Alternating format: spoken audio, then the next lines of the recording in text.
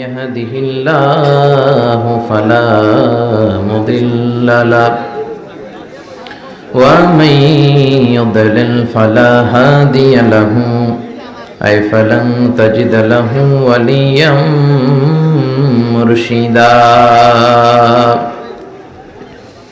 ونشهد أن لا إله إلا الله وحده لا شريك له والذي لا ضد له ولا ند له لا مثل له ولا مثيل له لا وزير له ولا كفيل له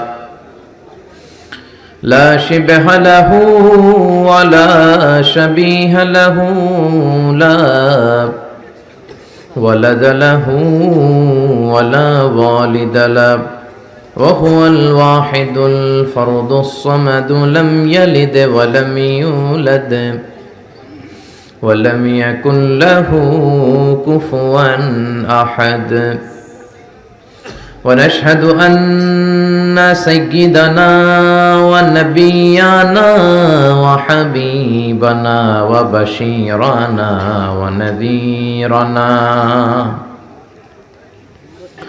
وطبيبنا وطبيب أرواحنا وحبيبنا وحبيب ربنا محمدا عبد الله ورسوله أرسله بالحق بشيرا ونذيرا وداعيا إلى الله بإذنه وسراجا منيرا أما بعد فقد قال الله تعالى في كلامه المجيد وفي فرقانه الحميد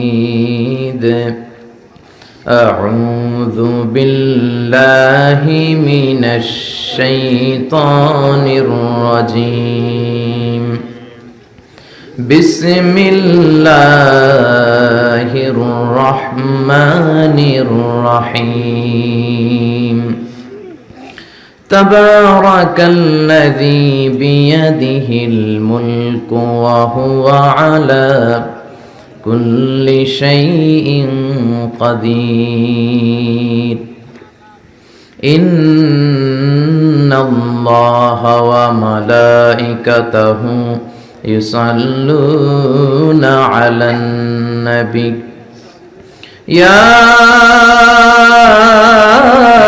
أيها الذين آمنوا صلوا عليه وسلموا تسليما اللهم صل على محمد وعلى آل محمد كما صليت على إبراهيم وعلى آل إبراهيم إنك حميد مجيد اللهم بارك على محمد وعلى آل محمد كما باركت على إبراهيم وعلى آل إبراهيم إنك حميد مجيد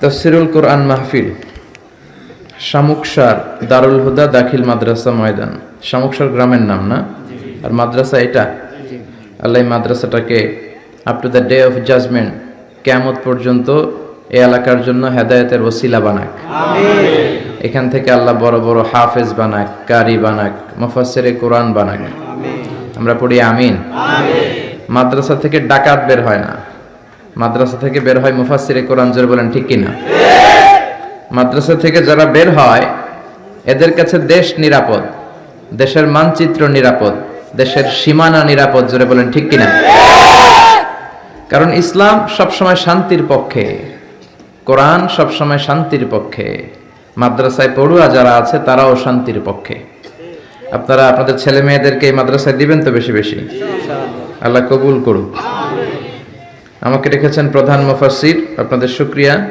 কথা বলেছে মফিজুল ইসলাম হোসাইনি, যুক্তিবাদী, একেবারে আমার আগ দিয়ে না, চমৎকার যুক্তি দিয়ে দিয়ে ভালো কালেকশন করছে আপনাদের থেকে। পকেট থেকে টাকা বের করা খুব কঠিন কাজ, এটা বিশ্বনবী মাঝে মাঝে করতেন। বিশ্বনবী একবার নারীদেরকে বললেন, ও মদিনার নারীরা, তাসাদ্দাকনা, তোমরা বেশি বেশি সদকা করো, মানে দান করো। তো নারীরা বলল, এত পুরুষ লোক থাকতে আমাদের বললেন কেন, পুরুষদের বলেন। বিশ্বনবী বললেন, ফাইন্নি উরিতুকুন্না আকসারা আহলিন নার, আমি মেরাজের রাতে জাহান্নামে যেতে যাদেরকে বেশি দেখেছি তারা পুরুষ নয়, তারা ছিল নারী। দুই কারণে তোমরা জাহান্নামে যাবা। এক হচ্ছে তুকসিরনা লানা, তোমরা বেশি বেশি লানত দাও। দেখবেন ঝগড়া লাগলেই কয় হেতের উপরে আল্লাহ ঠেড়া হইতো, হেতের উপরে আল্লাহর গজব হইতো, বলে না? এটা নারীরা বলে। যে মা বোনদের কানে আমার মাইকের আওয়াজ যায়, আপনারা এটা করবেন না। কেননা বিশ্বনবী বলেছেন যে আপনাদের জাহান্নামে যাবার প্রথম কারণ হচ্ছে আপনারা বেশি বেশি লানত দেন, অন্য নারীদেরকে অভিসম্পাত করেন, কার্ডস করেন, এটা করবেন না। দুই হচ্ছে তাকফুরনাল আশিরা, স্বামীর নাশুকরি করে নারীরা। শামুকসারে এরকম নারী আছে না নাই? আছে, অভিজ্ঞতা থেকে বলতেছে সবাই। তো নারীরা নাশুকরি করবেন না, শুকর গুজার হবেন। শুকর গুজার হলে ফ্যামিলিটারে শান্তিপূর্ণ বানায় দিবে কে? আর কিচ্ছু পাইলাম না, কিচ্ছু দিল না, কিচ্ছু নাই, এগুলো বললে আজীবন হাহুতাশি করবেন। আপনার বুকের জ্বালা কষ্ট জীবনেও দূর হবে না। অল্প খাবেন, অল্প পড়বেন, অল্প জমাবেন, অল্পের মধ্যে বরকত ঢুকাই দিছে কে? অল্প খাওয়া, অল্প রাখা, অল্প জমানোরে আরবিতে বলে আল কানাআ। আল কানাআতু মিনাল ইসলাম। অল্প খাবেন, অল্প জমাবেন, অনেক লাগবে এটা ঠিক না। যাদের অনেক আছে তাদের সুখ কম, শান্তি কম, তাদের ঘরে ঘরে অশান্তি। জোরে বলেন ঠিক কিনা? এজন্য আল্লাহ আমাদেরকে অল্পে তুষ্ট থাকার তৌফিক দান করুক, আমরা পড়ি আমিন। তো বিশ্বনবীও কালেকশন করতেন। যখন এই দুই কথা বললেন যে তোমরা এই কারণে জাহান্নামী, দান করো, নারীরা দান শুরু করে দিল। আবার নারীদের মন অনেক দুর্বল, আপনারা কি দান করছেন? এরা পারলে এদের জমি জমা লেখা দিয়ে দিবে। যদি ওই রকম মোটিভেট তাদেরকে করতে পারেন আপনি, যদি এরকম বুঝাতে পারেন, তাদের মনটা এত নরম, তাদের হৃদয়টা গলাতে পারলে, ওনাদের নামে জায়গা জমি থাকলে ওইটাও মাদ্রাসার নামে লিখে দিবে। সুবহানাল্লাহ পড়েন। তো নারীরা বিশ্বনবীর এই মন গলানো ওয়াজ শুনে দান করা শুরু করলো। কেউ দেয় হাতের বালা, কেউ দেয় নাকের ফুল, কেউ দেয় কানের দুল, কেউ দেয় পায়ের নুপুর। বিশ্বনবীর হাত কয়টা? দুই হাতে আর কয়টা নিতে পারে? হাত ভরে গেছে। তারপর মদিনার নারীরা দিয়েই যাচ্ছে। বিশ্বনবী বিলালকে বললেন, বিলাল তোমার রুমালটা দাও, তুমি রুমাল বিছাও, আমি ওয়াজ করতেছি আর তুমি কালেকশন করো। যেই ছেলেরা তোমরা ভলান্টিয়ার্স হিসেবে এই যে প্যাকেট নিয়ে, পলিথিন নিয়ে সবার কাছে গেলা, তোমরা সাইয়েদনা বিলালের সুন্নত পালন করেছো, তোমরা বিলালের উত্তরসূরি। আল্লাহু আকবার। এজন্য ইসলামের এই কল্যাণময় কাজে হাতে হাত রেখে, কাঁধে কাঁধ মিলিয়ে আমাদের একসাথে আগাতে হবে। রাজি আছেন তো? আল্লাহ কবুল করুক। যারা দান করেছে আল্লাহ তাদের দানটাও কবুল করুক। দান করা অনেক বড় সওয়াবের কাজ, আল্লাহ এটা খুব বেশি পছন্দ করেন। কিয়ামতের দিন 7 শ্রেণীর লোককে আল্লাহ তাআলা তার আরশের নিচে ছায়া দিবে। তার মধ্যে এক লোক হচ্ছে রজুলুন মা তাসাদ্দাকা ইয়ামিনুহু লা তা'লামু শিমালু, তার ডান হাত যা দান করে বাম হাতও সেটা জানে না। মানে এত গোপনে দেয়, ডান হাত আর বাম হাত তো খুবই কাছাকাছি। ডান হাত কি করে ওটা বাম হাতের জানার কথা কি কথা না? কিন্তু সে এত গোপনে দান করে, ডান হাত কি দিল বাম হাতে জানে না, মানে গোপনে দেয়। সুবহানাল্লাহ। এজন্য গোপনে দানও অনেক সওয়াব। আপনি চেকলিস্ট করবেন যে এলাকার কারা কারা গরিব, এদের ঘরে যে আপনি যাকাত পৌঁছে দিবেন। যাকাতের জন্য অ্যানাউন্সমেন্ট করেন না, ওই অ্যানাউন্সে যাকাত নিতে এসে পদপৃষ্ট হয়ে এদেশে অনেক গরিব লোকেরা মারাও যায়। যারা মরল তাদের মার্ডার কেসের আসামি করে ওই যাকাত দানকারীকে কিয়ামতের দিন আল্লাহর কাঠগড়ায় দাঁড় করাবে কে? আল্লাহ। সেদিন আপনি মার্ডার কেসের আসামি হয়ে যাবেন। এজন্য দান করতে হবে নীরবে, নিভৃতে, গরিবের হাতে পৌঁছে দিতে হবে। ইসলাম বলে রাস্তার এক পাশে গাছতলা, আরেক পাশে 5 তলা, এটা ইসলাম নয়। সবার মাঝে অর্থনৈতিক তারল্য বিরাজ করবে, এরকম একটা সমাজ আল্লাহ আমাদেরকে দান করুক। আমিন। যারা দান করেছে কিয়ামতের দিন তারা তাদের আমলনামা দেখে বলবে, আল্লাহ এত আমল তো আমি করি নাই, তোমার ফেরেশতারা ভুল করে আরেকজনের আমলনামা আমাকে দিয়ে দিছে। ফেরেশতারা কি ভুল করে? কথা বলেন। আল্লাহ বলবেন না, এটা তোমার আমলনামা, তুমি ওই যে দুনিয়াতে দান করেছো শামুকসার মাদ্রাসার জন্য, ওই দানটাকে আমি বড় করেছি। যারা গাভী পালেন 14 গ্রামে, গাভীর মালিক গাভী যদি বাচ্চা দেয় খুব খুশি হয়, বাছুরটারে খাইয়ে দাইয়ে পেলে পুষে এত বড় করে। আল্লাহ বলে আমিও তোর দানটারে খাইয়ে দাইয়ে পেলে পুষে এত বড় উহুদ পাহাড়ের সমান করে তোর আমল নামায় উঠিয়ে দিয়েছি রে বান্দা। এজন্য দান করবেন বেশি বেশি। কথা বলেছেন মাওলানা হাবিবুর রহমান আল ফারিদি, খুব ভালো আলোচক। কথা বলেছেন আব্দুল কাদের সাহেব। আজকে প্রধান অতিথি জয়নাল আবদিন খোরশেদ, এই যে কথা আলোচনা করলেন না, ও আসতে পারে নাই। বিশেষ অতিথি জনাব কামাল উদ্দিন, সভাপতি হচ্ছেন আলহাজ মাস্টার দেলোয়ার হোসেন মজুমদার। উনি আপনি? মাশাআল্লাহ, চমৎকার নাম। মাহফিল পরিচালনায় আলহাজ মাওলানা শাহজাহান কবির, আয়োজনে এলাকার যুব সমাজ। মহিলাদের জন্য আলাদা প্যান্ডেলের ব্যবস্থা। কোন দিকে? আল্লাহ আমাদের বোনদেরকেও কবুল করুক। যারা এসেছেন, যারা টাকা দিয়ে, পয়সা দিয়ে, বুদ্ধি দিয়ে, পরামর্শ দিয়ে আজকের এই কোরআনের বাগানকে সফল করতে এসেছেন, কোরআনের কথা শুনতে এসেছেন, সবাইকে শুকরিয়া জানাই। আমি শারীরিকভাবে একটু অসুস্থ, এজন্য খুব বেশি সময় কথা বলবো না।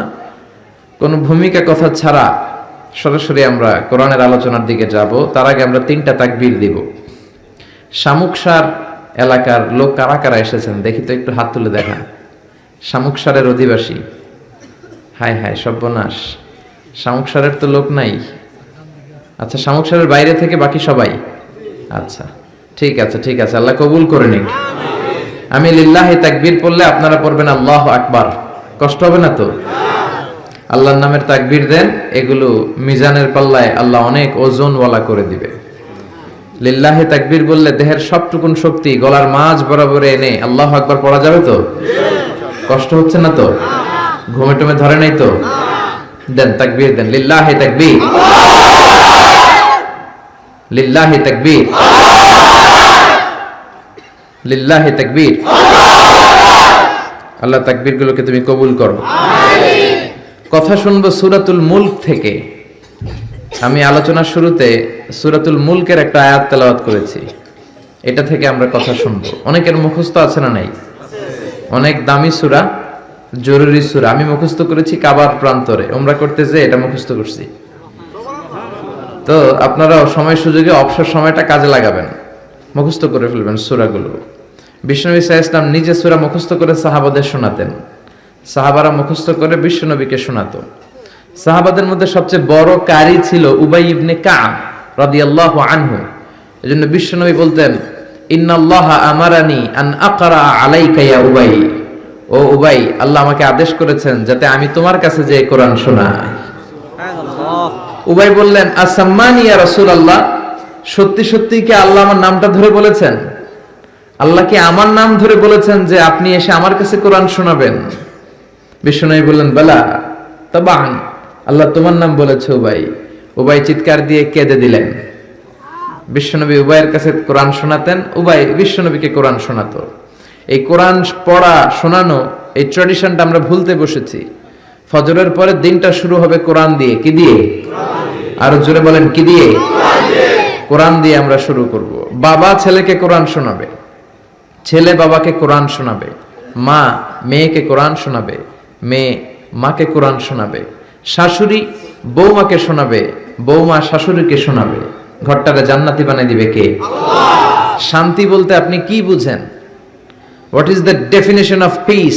শান্তির সংজ্ঞা কি? শান্তির সংজ্ঞা হচ্ছে আপনি যখন মসজিদে যাবেন ছেলেটাও যাবে, এটাই শান্তি।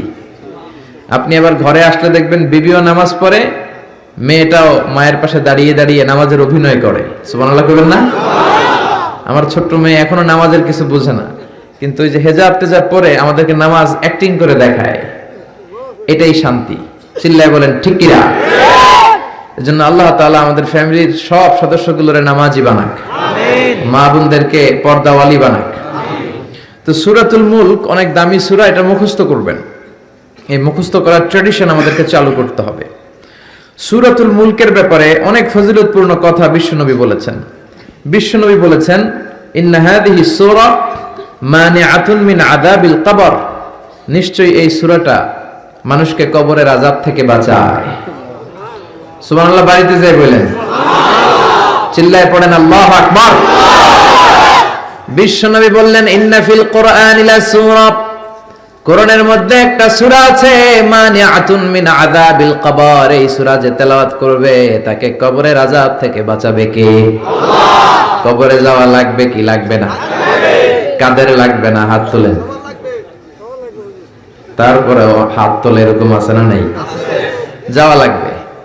দাদা চলে গেল, বাবা চলে গেল, আমাকেও চলে যেতে হবে। আমার ছোট্ট ছোট্ট ছেলে মেয়েগুলো চলে যাবে। আমার বিবির পেটে ছোট্ট সন্তান দুনিয়াতে আসে নাই, ওইটা দুনিয়ায় আসবে। তারপরে যতদিন হায়াত পাওয়ার পাবে তারপরে যাবে, ঠিক কি না? একদিন মাটির ভেতরে হবে ঘর রে মন আমার, কেন বাঁধো দালান ঘর রে মন আমার, কেন বাঁধো দালান ঘর, ঠিক কি না? চলে যেতে হবে, থাকতে আসি নাই, সবাইকে যেতে হবে। কিন্তু আমাদের লাইফস্টাইল যদি আমরা খেয়াল করি, আমাদের মনে হয় কেউ আমরা যাব না, আজীবন থাকতে আসছি। কয় বাড়ি আমার, গাড়ি আমার, সব আমার, আমি খামু সব আমি, পেট এতটুকু, হ্যাঁ সব খাইব। কয় আমার, সব আমার, বাড়ি আমার, গাড়ি আমার, এলাকা আমার, আমার দাপট, আমার কথা চলবে আর কারো কথা নাই, এরকম কিছু ডাকাত আছে না নাই? আমার এলাকা, আমার সব, আমার বাড়ি, আমার গাড়ি, আমার ব্যাংক ব্যালেন্স, খালি আমার। আল্লাহ কয় কিচ্ছু তোমার না, সবকিছুর মালিক কে? কিন্তু তারপরও আমার আমার বলতে বেশি পছন্দ করি। যদি বলি গাড়িটা কার, কয় হুজুর আমার। বাড়িটা কার? আমার। বিল্ডিংটা কার? আমার। কেমন করে আপনার বাড়ি হয়? আপনার বাবাও যখন এই বাড়িতে থাকতো সেও বলতো আমার, দাদাও কইতো আমার, ঠিক কিনা? আপনি মরে গেলে ছেলে বলবে আমার। একটাই বাড়ি, সবাই কয় আমার। পরের জায়গা পরের বাড়ি, ঘর বাঁধিয়াই আমি রই, আমি তো সেই ঘরের মালিক নই।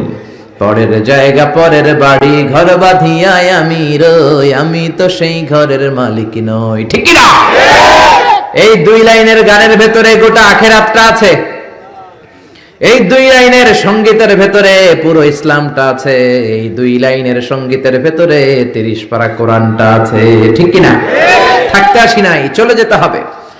এজন্য সঙ্গীত যেটা গাবেন ওইটা ইসলাম দ্বারা অ্যাপ্রুভড হতে হবে, কোরআন দ্বারা জাস্টিফাইড হতে হবে। যে কোনো সঙ্গীত আপনি গেতে পারেন না যে সঙ্গীত আপনাকে কোরআনমুখী করে, যেই কবিতা আপনাকে ইসলামমুখী করে, যেই গান আপনার অন্তরে আল্লাহর ভয় জাগায়, ওগুলো আমাদের গান, যেরকম, ঠিক কিনা? কিন্তু এদেশে আছে ব্যান্ডের গান, রক্স গান, আউলা গান, বাউলা গান, মরমি গান, আছে না নাই? কয় আগে কি সুন্দর দিন কাটাইতাম, গ্রামের নওজোয়ান হিন্দু মুসলমান মিলিয়া বাউলা গানার মুর্শিদি গাইতাম, আগে কি সুন্দর দিন কাটাইতাম। তো এখন সুন্দর কাটাস না, তোর কি সমস্যা? আগে সুন্দর দিন কাটাইতে, এখন তো ডিজিটাল বাংলাদেশ, এখন তো আরো সুন্দর দিন কাটাবা, কপাল পোড়া। খবরদার গানগুলো বুঝে শুনে গাবেন। এই লালনের গানে, বাউলা গানে ঢোল তবলা আছে না নাই? বিশ্বনবী ঢোল তবলা ভাঙার জন্য দুনিয়ায় এসেছেন।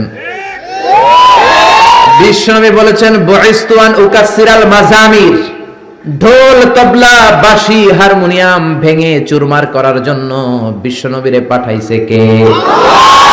এই জন্য যতগুলো গান ঢোল তবলা দিয়ে হয় মুসলমান ওগুলো শুনতে পারে। আবার যে গানে হিন্দুয়ানি ঘ্রাণ থাকে, শিরকের ঘ্রাণ থাকে, ইসলাম বিরোধী শক্তির ঘ্রাণ থাকে, সেই গান মুসলমানরা গেতে পারে। গত 2 সপ্তাহ আগে মারা গেছে বারি সিদ্দিকী। বারি সিদ্দিকীর গান পোলাপানরা গায় কি গায় না? বারি সিদ্দিকীর ফ্যান আছে না নাই? বুঝে শুনে গাইতে হবে, বুঝে শুনে শুনতে হবে মুসলমান, জোরে কোন ঠিক কিনা? এই লালন গান, বাউলা গান, বারি সিদ্দিকীর গান, এই গানের একটা কথা ভালো, 10টা খারাপ, ঠিক কিনা? একটা আপনারে কোরআনের কথা বলে মনে ঝলক সৃষ্টি করবে, আর 10টা লাইন দিয়ে মুশরিক বানায় দিবে, ঠিক কিনা? এজন্য খবরদার, এগুলো শোনা যাবে না, এগুলো গাওয়া যাবে না। এগুলো হলো দ্বীন এলাহির new version. Akbar the great বলে সবাই, আসলে বেয়াদব ছিল এই লোকটা আকবর। 4টা ধর্ম মিলে নতুন এক ধর্ম বানাইছে, ইসলাম, শিখ, জৈন, এগুলো নিয়ে সে বানাইছে ইসলাম, হিন্দু, শিখ, জৈন, এই 4টা ধর্ম নিয়ে নতুন একটা ধর্ম সে বানাইছে, দ্বীন এলাহি। কে তোকে পারমিশন দিয়েছে ধর্ম বানানোর? জোরে কোন ঠিক কিনা? এজন্য অন্যান্য কালচার যদি মিক্স থাকে, হিন্দুয়ানি যদি গন্ধ থাকে, শিরকের যদি কোনো অংশ থাকে, ওই গানগুলো মুসলমানরা গেতে পারবে না। বারি সিদ্দিকের গানও শোনা যাবে। কয় আমি একটা জিন্দা লাশ, কাটিস না রে জংলারে বাস, আমার লইগা 3.5 হাত কবর খুঁড়িস না, আমি পীড়িতের নলে পোড়া, মরার পরে আমায় পুরিস না। আছে না নাই? প্রথম লাইনে বলে আমারে কবর দিস না, দ্বিতীয় লাইনে বলে আমারে শ্মশানে পুরিস না। এক মুসলমানের অন্তরের মধ্যে দুই ধর্ম থাকতে পারে? মুসলমানকে আগুনে জ্বালানো হয় না, মুসলমান মরার পরেও তার একটা সম্মান আছে না নাই? এই জন্য দেখেন বারি সিদ্দিকের গানের প্রথম লাইনে বলে আমারে কবর দিস না, জংলার বাঁশ কাটিস না, দ্বিতীয় লাইনে বলে আমারে আগুনে পুরিস না। তাহলে তুমি মুসলমান নাকি হিন্দু? ভেজাল আছে না নাই? আছে না নাই? এজন্য গান শুনলে শুনবেন নজরুলের লেখা ইসলামী গান, কবি ফররুক আহমদের গান, জাগ্রত কবি মুহিব খানের গান, কবি আল মাহমুদের গান।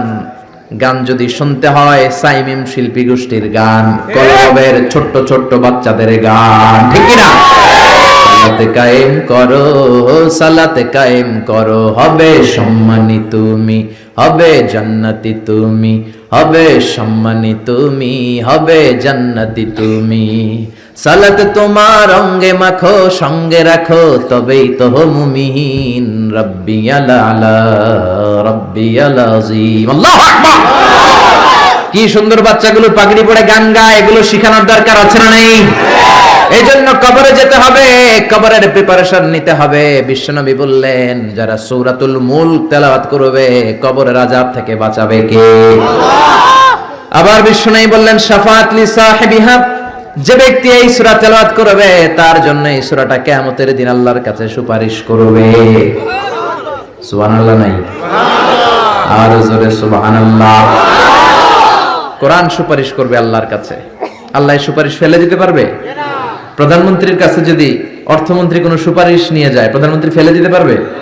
পররাষ্ট্রমন্ত্রী যদি কোনো সুপারিশ করে, রেকমেন্ডেশন করে, ফেলে দিতে পারবে? কোরআন যদি সুপারিশ করে কবুল করে নিবে কে? আল্লাহ। এজন্য এই সূরা যারা তেলাওয়াত করবে, এই সূরা তার হয়ে আল্লাহর কাছে সুপারিশ করবে, রব্বুল আলামিন এই সূরার সুপারিশ কবুল করে নিবে। আবার বিশ্বনবী বলেন খাসামাত আন সাহিবিহা, এই সূরাটা কিয়ামতের দিন এই সূরার তেলাওয়াতকারীর পক্ষ হয়ে আল্লাহর বিরুদ্ধে তর্ক করবে। আল্লাহু আকবার। আল্লাহর সাথে তর্ক, সাহস বেশি না কম? বেশি না কম? তর্ক করতেই থাকবে হাত্তা দাখালাহুল্লাহুল জান্নাহ, যতক্ষণ না রব্বুল আলামিন ওই লোকটাকে জান্নাতি বলে সার্টিফিকেট না দেয়। পড়তে রাজি আছেন সূরাতুল মুলক? এজন্য বিশ্বনবী বলতেন মান ক্বারা বিহা ফি লাইলা, রাতে যে সূরাটা তেলাওয়াত করবে তার আমলনামার মধ্যে সওয়াব দিয়ে পূর্ণ করবে কে? আল্লাহ। এজন্য বিশ্বনবী দরদ মাখা কণ্ঠে বলেছেন আমি চাই আমার প্রতিটা উম্মতের হৃদয়ে এই সূরাতুল মুলকটা গাথা থাক। আমি চাই এই সূরাটা আমার প্রতিটা উম্মতের কলিজায় লিপিবদ্ধ থাক। আমি চাই 30টা আয়াতের এই সূরাতুল মুলক আমার প্রতিটা উম্মতের সিনার মধ্যে লিপিবদ্ধ থাক। সুবহানাল্লাহ। মুখস্থ করতে রাজি আছেন? সবাই করবেন? যারা ইনশাআল্লাহ বলেন নাই তারা তো আর করবেন না? না করবেন? করবেন? সবাই করবেন? মাত্র 30টা আয়াত। কয় আয়াত? এক মাসে কয় দিন? আপনাদের সামুদ সাথে এক মাস কয় দিনে হয়? এদিকেও 30 দিনে। তাহলে প্রতিদিন যদি একটা করে আয়াত আপনি মুখস্থ করেন, আপনার সূরাটা মুখস্থ করতে লাগবে কয় দিন? জোরে বলেন। এটা আপনাদের বাড়ির কাজ, শামুকসারবাসীদের জন্য বাড়ির কাজ, হোমওয়ার্ক। কোরআন পড়া হয় না। আগামী এক মাসে এই শামুকসারের প্রত্যেকের হৃদয়ের ভিতরে এই সূরাতুল মুলক থাকার দরকার আছে না নাই? রাজি আছেন? রাজি আছেন? চিৎকার করে পড়েন ইনশাআল্লাহ। এই সূরাটার মধ্যে নাস্তিকদের জন্য কিছু ডোজ আছে, ডোজ। নাস্তিকদের জন্য কিছু ডোজ দিয়েছে কে? আল্লাহ। মেডিসিন দিয়েছে কে? আল্লাহ। আমরা আল্লাহরে বিশ্বাস করি, আমরা আস্তিক। যারা করে না তারা কি? নাস্তিক। আমরা আস্তিক হতে চাই না নাস্তিক? আস্তিক। নাস্তিকরা বলে আমরা স্রষ্টা মানি না, কারণ স্রষ্টা দেখি না। কিন্তু ওরা বাতাসও দেখে না, কিন্তু বাতাস মানে কি মানে না? কারো মাথায় যদি ব্যথা হয় দেখে না, কিন্তু মানে কি মানে না? Bad headache, someone feel bad headache in his head. So why do you believe on that? কেন মাথা ব্যথা মানো? Do you see the air in the atmosphere? বাতাসে যে বায়ুমণ্ডলে যে বাতাস, এটাকে আমরা দেখতে পাই। তো নাস্তিক ভাইরা, তোমরা বাতাসে বিশ্বাস করো কেন? কপাল পোড়া। ওরা নিজেরাই নিজেদেরকে দেখে না, আল্লাহর দেখবে কেমন করে? আপনি কি আপনার চোখ দেখেন আয়নার সাহায্য ছাড়া? কথা বলেন। পিঠ দেখেন আয়নার সাহায্য ছাড়া? আরে আয়না থাকলেও তো পিঠ দেখতে গেলে ঘাড় ভেঙে যাবে। কথা বলেন। এই জন্য নাস্তিকদের জন্য ডোজ দেয়া হয়েছে। নাস্তিকরা বলে আনসিন ইজ নাথিং, যেটা দেখি না মানি না। আল্লাহ বলে আমার সৃষ্টির দিকে তাকা, আমার সাগরের দিকে তাকা, আমার ঝর্ণার দিকে তাকা। আমার সৃষ্টি নৈপুণ্যের ভিতরে আমি আল্লাহ আছি না নাই? ঝর্ণা ঝর্ণা ঝর্ণা রে, বলনা বলনা বলনা রে, কার বিরহে পাগল পাড়া তুই, কার মিলনে ফুল ফসলে ভরা রে তোর দুকুল ভুই, কার মিলনে ফুল ফসলে ভরা রে তোর দুকুল ভুই, ঝর্ণা ঝর্ণা ঝর্ণা রে, বলনা বলনা বলনা রে, কার বিরহে পাগল পাড়া তুই। আল্লাহু আকবার। সিলেটের মাধবকুণ্ডে যান, আমি মাহফিল করতে গেলে এটা ঘুরে দেখে আসি। 250 ফিট উপর থেকে জলপ্রপাত, দিন নাই রাত নাই, ঝড়ো ঝড়ো কলো কলো টানে ঝর্ণা ঝরে। এই ঝর্ণার তৈরিকারী কে? আল্লাহ। সাগরের প্রচন্ড উত্তাল ঢেউ। কক্সবাজারে যাবেন, 155 kilometre, the longest sea beach ever in the world. পৃথিবীর সবচাইতে বড় সমুদ্র সৈকত বাংলাদেশে দিয়েছে কে? আল্লাহ। আলহামদুলিল্লাহ বলবেন না? আমরা যদি আমাদের ট্যুরিজম সেক্টরকে একটু স্ট্রং করতে পারতাম, আমাদের সিকিউরিটি যদি ভালো থাকতো, আমাদের নৈতিকতা যদি ভালো থাকতো, গোটা বিশ্বে র্যাঙ্কিং এ ট্যুরিজমে 1 নম্বরে চলে যেত আমার বাংলাদেশ। যেরকম ঠিক কিনা? কিন্তু নেতা খাতারা কিচ্ছু করে না, দেশকে আগাতে চায় না, আগায় নেয় নিজের পেট শুধু আগায়। দরজা খোলার জন্য ধাক্কা দেয়া লাগে না, পেটের ধাক্কায় দরজা খুললা যায়। সবাই আবার এক পাল্লায় মাইপেন না। আপনাদের রেলমন্ত্রী অনেক ভালো মানুষ, এই যে এখনো তো মাহফিল করতে দিচ্ছে উনি, অনেক জায়গায় আমাদের মাহফিল বন্ধ করে, উনি তো অনুমতি দিয়েছে। ঠিক কিনা? ঠিক কিনা? এই জন্য যারা কোরআনের পক্ষে তাদের জন্য আমাদের দোয়া আছে না নাই? আর যারা বিপক্ষে তাদের জন্য বাঁশ আছে না নাই? কি দিবেন? দিবেন? আমাদের তো কিছু নাই দেয়ার, কি দিব? বাঁশ দিয়ে দিবে, একটু কেটে কেটে হাতে দিয়ে দিব। ঠিক কিনা? ঠিক কিনা? ঠিক কিনা? এজন্য কবরে আমাদেরকে যেতে হবে, স্রষ্টায় আমাদেরকে বিশ্বাস করতে হবে। যারা আল্লাহরে বিশ্বাস করে না তারা হলো নাস্তিক। জোরে বলেন ঠিক কিনা? এই ট্যুরিজম যদি আমরা আগায় নিতে পারতাম, আমাদের রাজস্ব আয়ের লায়ন পার্ট, সিংহভাগ আমাদের পর্যটন শিল্প থেকেই আসতো। চিল্লা এখন ঠিক কিনা? এজন্য আল্লাহ বলে সাগরের দিকে তাকা, কক্সবাজারের দিকে তাকা, বঙ্গোপসাগরের দিকে তাকা। সাগরের দিকে তাকালে বুঝতে পারবি সাগরের একজন মালিক আছে রাড়াই। কুফা নগরীতে এক নাস্তিক ছিল, উল্লুক্কা পাঠা। কয় আমি মানি না, কাউরে মানি না, কাউরে মানি না, আমি স্রষ্টা মানি না। কেন মানো না? কয় দেখি না, মানি না। কুফার লোকেরা বলল আমাদের একজন ইমাম আছে, নাম নু'মান। কি নাম? নু'মান ইবনে সাবিত। উনি যদি তোমার সাথে তর্ক করে, উনি তোমারে মানায় দিতে পারবে। সুবহানাল্লাহ। সে কয় পৃথিবীর কেউ আমারে বুঝাতে পারবে না, আমি মানি না। ঠিক আছে, তর্ক হবে। ডেট দেয়া হলো জুমাবার। জুমার নামাজের পরে নাস্তিক আসবে আল্লাহর বিপক্ষে, সাইয়েদনা ইমাম আবু হানিফা আসবে আল্লাহর পক্ষে। তর্ক হবে জুমার নামাজের পর। এরকম হাজার হাজার মানুষ। নাস্তিক এসেছে, আসে নাই ইমাম আবু হানিফা, 2 ঘন্টা লেট করে আসছে। নাস্তিক তো রেগে মেগে আগুন। কিরে, এই লোকের যার সময়ের জ্ঞান নাই তার সাথে কিসের তর্ক? জামিয়া, সময়ের কোনো জ্ঞান নাই, আমি তর্কে বসবো না। সাইয়েদনা ইমাম আবু হানিফা বললেন আমার ওজর আপত্তি আছে। আমি যখন ঘর থেকে বের হই, আমার বাড়ির সামনে আছে বিশাল নদী, নদী পার হয়ে আসতে হয়। আজকে নদীর সামনে এসে দেখি কোনো নৌকা নাই, গাছ নাই, লোক নাই, মানুষ নাই, কিচ্ছু নাই, ধুধু প্রান্তর। নৌকা নদীর সামনে যেয়ে দেখি নদীর একেবারে এক পাশে বিশাল একটা বড় ধরনের গাছ। হঠাৎ দেখলাম গাছটা এমনি এমনি 2 ভাগ হয়ে গেল।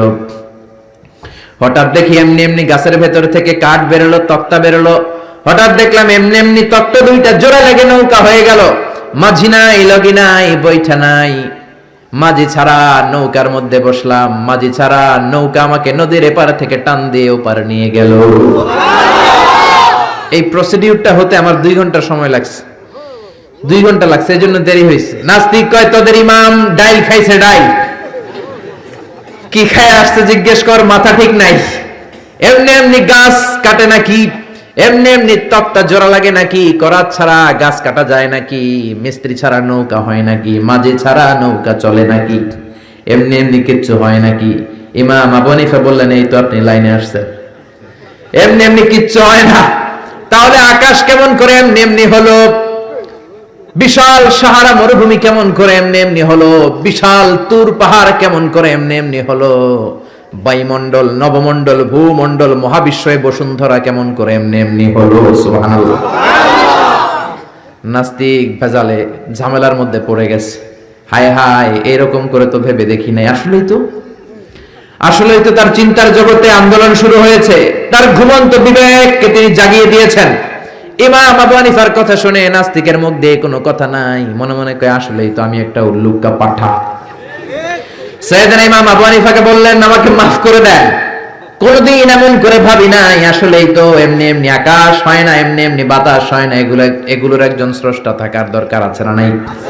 নাস্তিক বলে ও নোমান ইবনে সাবিত, আর দেরি করার দরকার নাই, আমাকে আপনি পড়িয়ে দেন লা ইলাহা ইল্লাল্লাহু মুহাম্মাদুর রাসূলুল্লাহ সাল্লাল্লাহু কালিমা পড়ে মুসলমান হয়েছে। এজন্য ওয়াজাদিলহুম বিল্লাতি হিয়া আহসান, আপনি হিকমতের সাথে, প্রজ্ঞার সাথে, বুদ্ধিমত্তার সাথে, ইন্টেলেকচুয়াল পাওয়ার খাটিয়ে নাস্তিকদের সাথে তর্ক করবেন, তাহলে ওদেরকেও হেদায়েতের রাস্তায় তুলে দিতে পারে কে?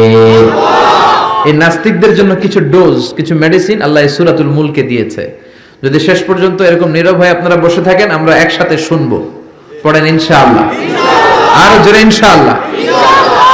সূরাতুল মুলক মাক্কি সূরা, আয়াত মাত্র 30টা, 29তম পারার প্রথম সূরা, রুকু আছে 2টা। কয়টা? 2টা। মুলক মানে হচ্ছে ক্ষমতা, মুলক মানে পাওয়ার, মুলক মানে কিংডম, মুলক মানে অথরিটি, মুলক মানে সভরেনিটি। আল্লাহ শুরু করলেন তাবারাকাল্লাযী বিয়াদিহিল মুলকু ওয়া হুয়া আলা কুল্লি শাইইন কাদির।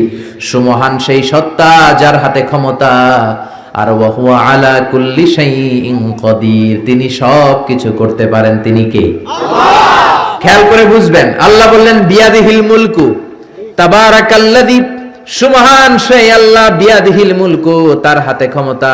ক্ষমতা কার হাতে? আল্লাহ। জোরে কোন কার হাতে? নাকি আপনাদের হাতে?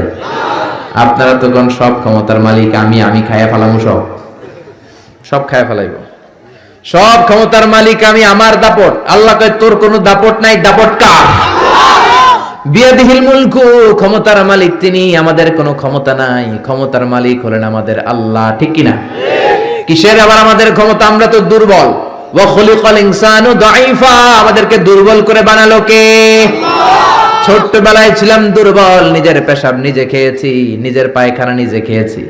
আবার 80 বছর যদি হায়াত পায়, হেও নিজের পায়খানা নিজে খায়, নিজের পেশাব নিজে খায়। ঠিক কিনা? শুধু দুর্বল না, দুর্বলের ঘরের দুর্বল। জোরে কোন ঠিক কিনা? কেমন করে আপনার হাতে ক্ষমতা? আপনার যদি পেটের মধ্যে ব্যথা হয়, আপনার যদি ডায়রিয়া হয়, বিছানায় পড়ে গড়াগড়ি খান কি খান না? সিলাসিলি করেন কি করেন না? আই মরি যাই, মারে মাফ করে দে, আছে না নাই? 5 বার ডায়রিয়া হয়েছে, 5 বার টয়লেটে গিয়েছে, আর চেহারার দিকে তাকানো যায় না। এতদিন কইতে আমার এলাকা, এখন কয় আমারে মাফ করে দে। মাফ চান কি জন্য? আপনার যখন ডায়রিয়া হবে আপনি বলবেন সব ক্ষমতার মালিক আমি। কপাল পড়া, চিল্লা এখন ঠিক কিনা? কোনো ক্ষমতা নাই। অসুস্থ হলে, দুর্ঘটনায় পড়লে, বিপদে যখন আমরা পড়ি, তখন বোঝা যায় আমাদের কত ক্ষমতা। ঠিক কিনা? এখন যদি একটা ভূমিকম্প হয়, একজনের খুঁজে পাওয়া যাবে না, সব দৌড় বাঁচার জন্য। ঠিক কিনা? নেপালে আমাদের কিছু সেলিব্রিটিরা, নায়ক নায়িকারা শুটিং এর জন্য গিয়েছেন নেপালে। গত বছর নেপালের কাঠমান্ডুতে বিশাল একটা ভূমিকম্প হয়েছে না? এরা যে হোটেলে উঠছে, পরের দিন পাহাড়ের উপরে শুটিং। পাহাড়ে 10টার দিকে যখন উঠলো, উইঠা শুটিং শুরু করছে। দুনিয়াকে মজা লেলো, দুনিয়া তোমারই হ্যাঁ। আল্লাহকে মজা জনমের মতো লয়ে আলো, আমি খেলা দেখাইতেছি। আল্লাহ পুরো কাঠমান্ডুটাকে, শহরটাকে নাড়ায় দিলেন। পাহাড়ি শহর তো, নায়িকারা বলতেছে হঠাৎ আমরাও নাচতেছি, পাহাড়ও নাচতেছে। এরপরে আমরা নাচ থামাইলাম, দেখি পাহাড় থামায় না, পাহাড় নাচতেছে। এবার আমরা শুয়ে পড়লাম, জমিনের মধ্যে বসে পড়লাম, পাহাড় দুলতে শুরু করেছে। বুঝতে পারলাম ভূমিকম্প।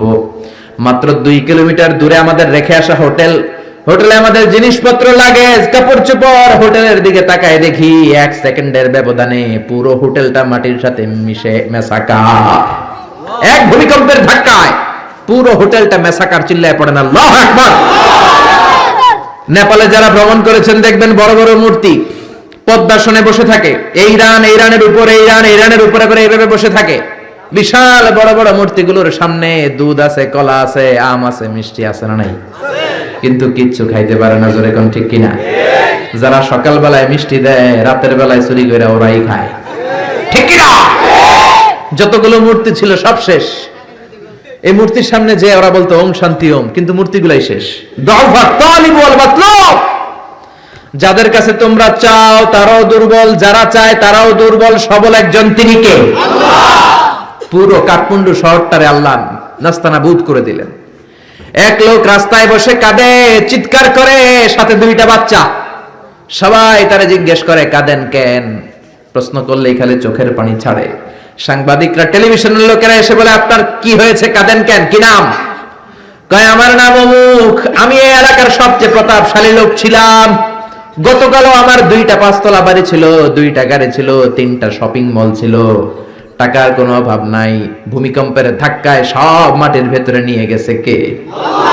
গতকাল আমি প্রতাপশালী, আজকে আমি ফকিরের ঘরের ফকির। ঠিক না? কিচ্ছু নাই। ছেলেগুলোরে খাওয়াবো কি? ত্রাণের খাবার নেয়ার জন্য লাইন ধরেছি। প্রতাপশালী মানুষ ধাক্কাধাক্কি করতে পারি? খাবারও জোটে না। গত 3 দিন আমার পেটের ভেতরে কোনো দানা পানি পড়ে নাই। কি খাওয়াবো ছেলেগুলারে? এরকম ভূমিকম্প দিয়ে বাংলাদেশটারও আল্লাহ শেষ করে দিতে পারে কি পারে না? এজন্য ক্ষমতার মালিক একজন, তিনি কে? আর কোনদিন বলবেন আমরা ক্ষমতার মালিক? পিছন থেকে কেউ যদি বলে হুজুর সাপ, প্যান্ডেলের ভেতরে কি সাপ, ভয় লাগে? আমি দুষ্টামি করে বলছি, তাতে অনেকে ভয় পেয়ে গেছে। আসলে যদি একটা সাপ ফস করে আসে, একটাও থাকবে না। মিছিল দিয়ে একটা কোরআন বাস্তবায়ন করে ফেলাম। সাপ ফস করলে কয় আমি নাই, আসরা নাই। বোমা হামলা যখন হয় সমাবেশের মধ্যে, সমাবেশের শুরুর দিকে গরম গরম ভাষণ, সব উল্টায় ফেলামো। একটা পেট্রোল বোমা মারলে কাউরে খুঁজে পাওয়া যায়? আরে রিক্সার টায়ার পাংচার হলে লোকজন লাফ দিয়ে ওঠে। আমি কত লাফ দিছি। আমি তো বিভিন্ন জায়গায় তাফসীর মাহফিলের জন্য বিভিন্ন জায়গায় যাই। গতকাল ছিল আমার কক্সবাজার, আগামীকাল ঢাকায়, পরশু কিশোরগঞ্জের। এই যে আমরা যে ঘুরি, রাতে অনেক সময় দুর্ঘটনা ঘটে, দেখি যে লরি ট্রাকগুলো পড়ে আছে, আবার ট্রাকের টায়ার পাংচার হয়ে যায়। আমি কত লাফ দিয়ে উঠছি। ড্রাইভারে জিজ্ঞেস করি আওয়াজ কিসের? কয় হুজুর টায়ার পাংচার হয়েছে। এক টায়ার পাংচারে আজহারি লাফ দিয়ে ওঠে। সবার একই দশা, দুর্বল, কোনো ক্ষমতা নাই। ক্ষমতার মালিক কে?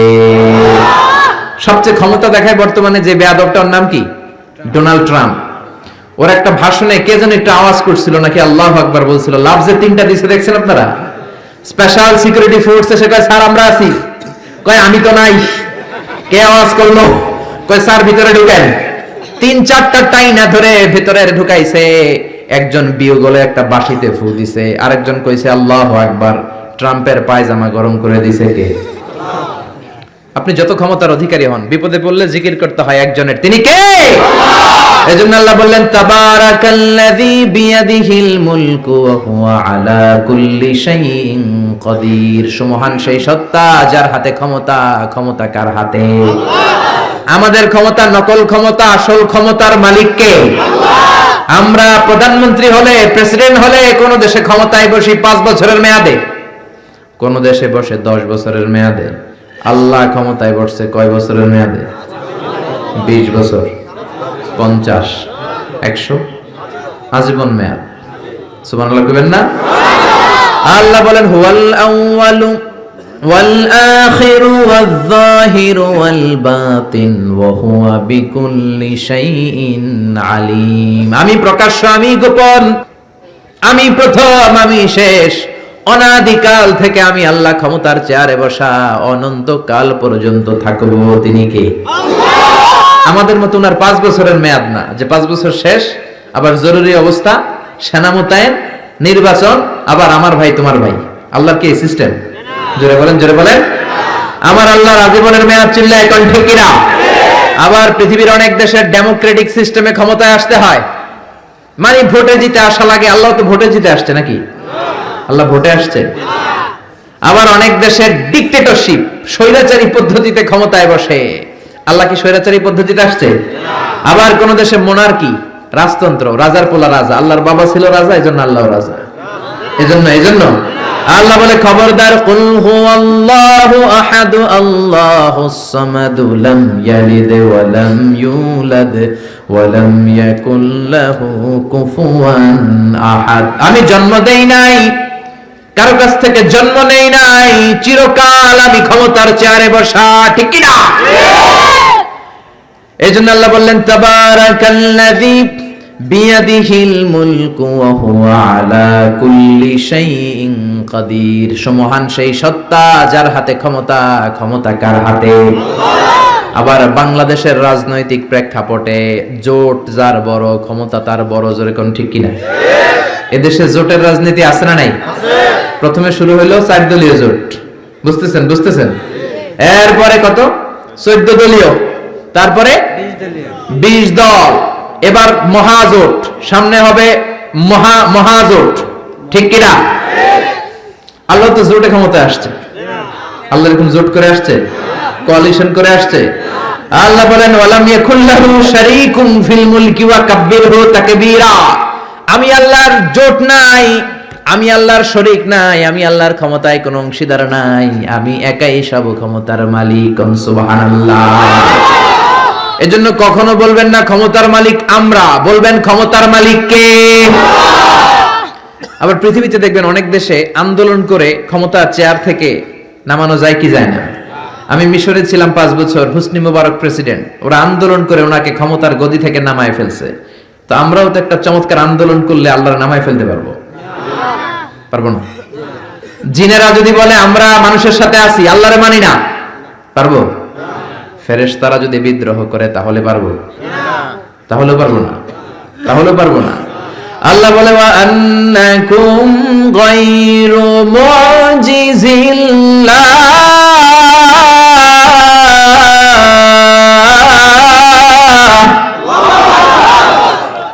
আন্নাকুম গায়রু মুজিজিল্লাহ। সব জিনেরা, সব ফেরেশতারা সবাই মিলে যদি বিদ্রোহ করে, আমার ক্ষমতার এক আনাও তোরা কমাতে পারবি না। এজন্য আল্লাহ বললেন তাবারাকাল্লাযী বিয়াদিহিল মুলকু ওয়া হুয়া আলা কুল্লি শাইইন কাদির। সুমহান সেই সত্তা যার হাতে ক্ষমতা, ক্ষমতা কার হাতে? আল্লাহ। আবার দেখবেন অনেক দেশে রাজার বয়স 80, অনেক দেশে রাজা আছে, রাজা সুলতান 80-90, থুরথুরে বুড়া, লাঠি নিয়ে হাঁটে, কয় আমি আর হাইতাম ন, অবসরে যাইও, সেলফ রিটায়ারমেন্টে যাব, অবসরে যাব, স্বেচ্ছায় অবসরে গেলাম। এরকম নজির আছে না নাই? বয়সের ভারে নজ্জ হয়ে অবসরে চলে যায়। আল্লাহর তো অনেক বয়স হয়ে গেছে, এবার একটু অবসরে যাওয়া দরকার। আল্লাহ বৃদ্ধ হয়ে গেছে? আল্লাহর কোনো ক্লান্তি লাগে? আমার আল্লাহর ঘুম হয়? আমার আল্লাহর কোনো ভয় আছে? তার কোনো লয় আছে? আল্লাহর কোনো ক্ষয় আছে? আল্লাহ বললেন আমি অক্ষয়, অব্যয়, সদা জাগ্রত, সদা সজাগ। লা তাখুযুহু সিনাতু ওয়ালা নাওম, আমার ঘুম নাই, তন্দ্রা নাই। ওয়ালা ইয়াউদুহু হিফযুহুমা ওয়া হুয়াল আলিয়্যুল আযীম। মহাবিশ্ব চালাতে যে ক্ষণিকের জন্য আমি আল্লাহর ক্লান্তি অনুভব হয় না, তিনি কে? আল্লাহ। সে আল্লাহ বললেন তাবারাকাল্লাযী বিয়াদিহিল মুলকু ওয়া হুয়া আলা কুল্লি শাইইন কাদির। সুমহান সেই সত্তা যার হাতে ক্ষমতা, ক্ষমতা কার হাতে? আল্লাহ। নাকি আপনাদের হাতে? নাকি প্রধানমন্ত্রীর হাতে? নাকি প্রেসিডেন্টের হাতে? প্রেসিডেন্টেরও ক্ষমতা নাই, উনি তো প্রাণ ভিক্ষা দেয়, ওনার তো অনেক ক্ষমতা। হ্যাঁ, আরে ওনারও প্রাণ ভিক্ষা দিতে পারে কে? আল্লাহ। এজন্য সব ক্ষমতার মালিক কে? আর কোনদিন বলবেন সংসারের লোকেরা যে সকল ক্ষমতার উৎস জনগণ? সকল ক্ষমতার উৎস কে?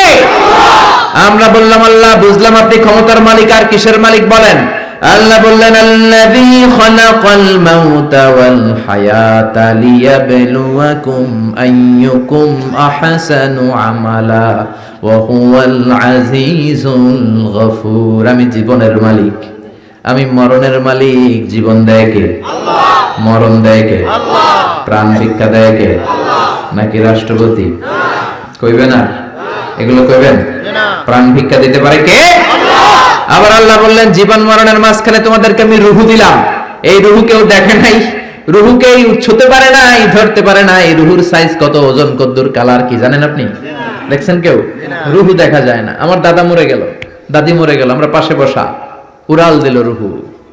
নানা মরে গেল, নানি মরে গেল, পাশে বসা, উড়াল দিল রূহু। কোন দিক দিয়ে বের হলো, কেমন করে বের হলো, সাইজ কতটুকু, ওজন কতটুকু দেখা যায়? আওয়াজ করে বলবেন দেখা যায়। আল্লাহ বলেন কিয়ামত পর্যন্ত রূহ নিয়ে গবেষণা করলেও তোরা খুঁজে পাবি না, কারণ তোদের জ্ঞান হলো লিমিটেড, সীমিত। আনলিমিটেড জ্ঞান একজনের, তিনি কে? আল্লাহ। এজন্য মক্কার কাফিররা বলল মুহাম্মদ রূহ কারে বলে আমাদেরকে বলো। বিশ্বনবী বলতে পারে না, কারণ বিশ্বনবী মন গড়া বলে না। আল্লাহ যখন শিখিয়ে দেন, আল্লাহর শেখানো কথাগুলো বিশ্বনবী বলে। জোরে কোন ঠিক কিনা? বিশ্বনবী আকাশের দিকে তাকিয়ে আছে। সাইয়েদনা জিবরাইল কোরআনের আয়াত নিয়ে এসে বললেন, ও নবী আপনি বলে দেন, কুলির রূহু মিন আমরি রাব্বি ওয়া মা উতিতুম মিনাল ইলমি ইল্লা কালিলা। পড়েন আল্লাহু আকবার। রূহ হলো আল্লাহর আদেশ। জোরে বলেন কার আদেশ? এই রূহ ঢুকে কার আদেশে? বের হয় কার আদেশে? এই রূহ কেমন আমরা কি দেখতে পারবো নাকি? বানাতে পারবো নাকি? আমরা সুফিয়া বানাতে পারবো, আমরা রোবট বানাতে পারবো, কিন্তু রূহ বানাতে পারবো? সুফিয়া পাস না নাই? আহা, আবার সৌদি আরব নাকি সিটিজেনশিপ দিছে, সব বাইরে থেকে কন্ট্রোল করে। কি হাস্যকর বিষয়! আরে আমাদের বুয়েটের ছাত্ররা এর চেয়ে ভালো রোবট বানাতে পারে। জোরে বলো ঠিক কি না? পুরো জাতির জন্য লজ্জা, চুয়েটের জন্য লজ্জা, রুয়েটে যারা পড়ে তোমাদের জন্য লজ্জা, বুয়েটের জন্য লজ্জা। বিদেশ থেকে রোবট আনার দরকার। আবার নতুন নিয়ম করছে ঢাকার অভিজাত এলাকায় রেস্টুরেন্ট গুলাতে ওয়েটার হবে রোবট। রোবট এসে খাবার দিবে, রোবট এসে পানি দিবে। আমগো দেশে মনে হয় মানুষের অভাব, কপাল পোড়া। যুবকদের এমনি চাকরি নাই, এমনি চাকরি নাই, বেকারত্বের অভিশাপে আমরা মরছি। ওইখানে ঢুকাইছে রোবট। যেরকম ঠিক কিনা? আবার রোবট বানিয়েছো ভালো, জরুরি কাজ করবা, কিন্তু চেহারা দিয়েছো কেন? কিয়ামতের দিন রোবট যারা বানিয়েছে, বিশেষ করে নাক দিয়েছে, মেয়েদের মতো ঠোঁট দিয়েছে, পার্লারিং করেছে, তাদেরকে কিয়ামতের দিন আসামির কাঠগড়ায় দাঁড় করাবে কে? আল্লাহ। যারা এটার পৃষ্ঠপোষকতা করেছে, আল্লাহর দরবারে মুআখাজা আছে না নাই? এজন্য খবরদার, এটা আরেক ধরনের শিরক। এখান থেকে কিছুদিন পরে শুরু হবে মূর্তি। চিল্লায় এখন ঠিক কিনা? এজন্য আল্লাহ বললেন খবরদার, রূহের মালিক আমি। হাজার হাজার প্লেন বানাতে পারে, রোবট বানাতে পারে, সুফিয়া বানাতে পারে, কিন্তু রূহ বানাতে পারে নাকি? বলেন। বিশ্বনবী বললেন কুলির রূহু মিন আমরি রাব্বি। রূহ হলো আল্লাহর পক্ষ থেকে আদেশ। আল্লাহর আদেশে আসে, আল্লাহর আদেশে চলে যায়। কেউ এটা বের করতে পারবে না। আমেরিকার এক বিজ্ঞানী কয়, আই হারুন, আমি পারবো। কিন্তু বছরের পর বছর গবেষণা করেও রূহ পায় না, রূহ খুঁজে পায় না। রূহকে আসলে পাওয়া যাবে? জোরে বলেন।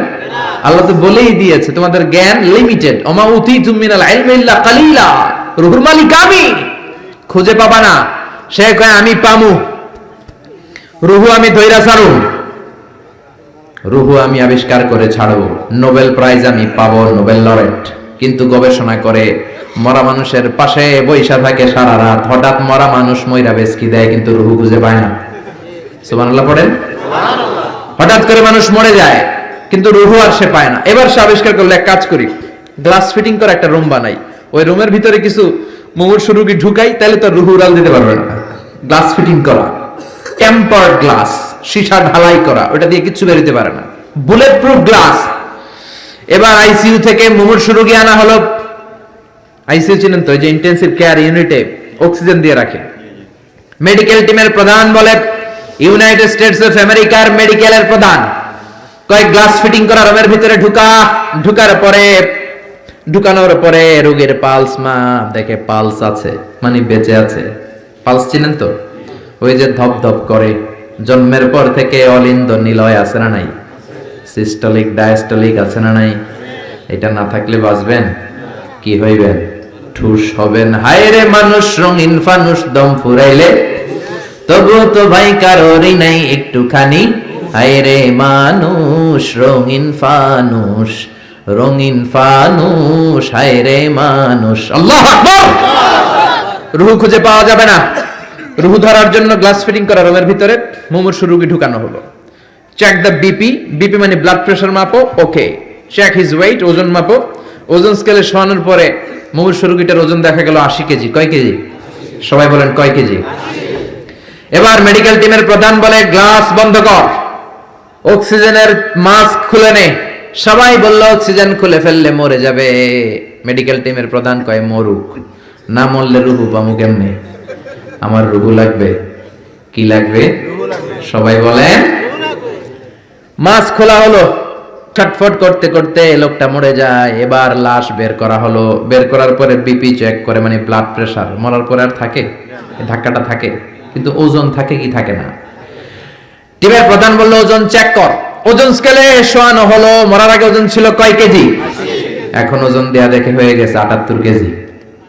কয় কেজি? কমছে কয় কেজি? টিমের প্রধান কয় পাইছি।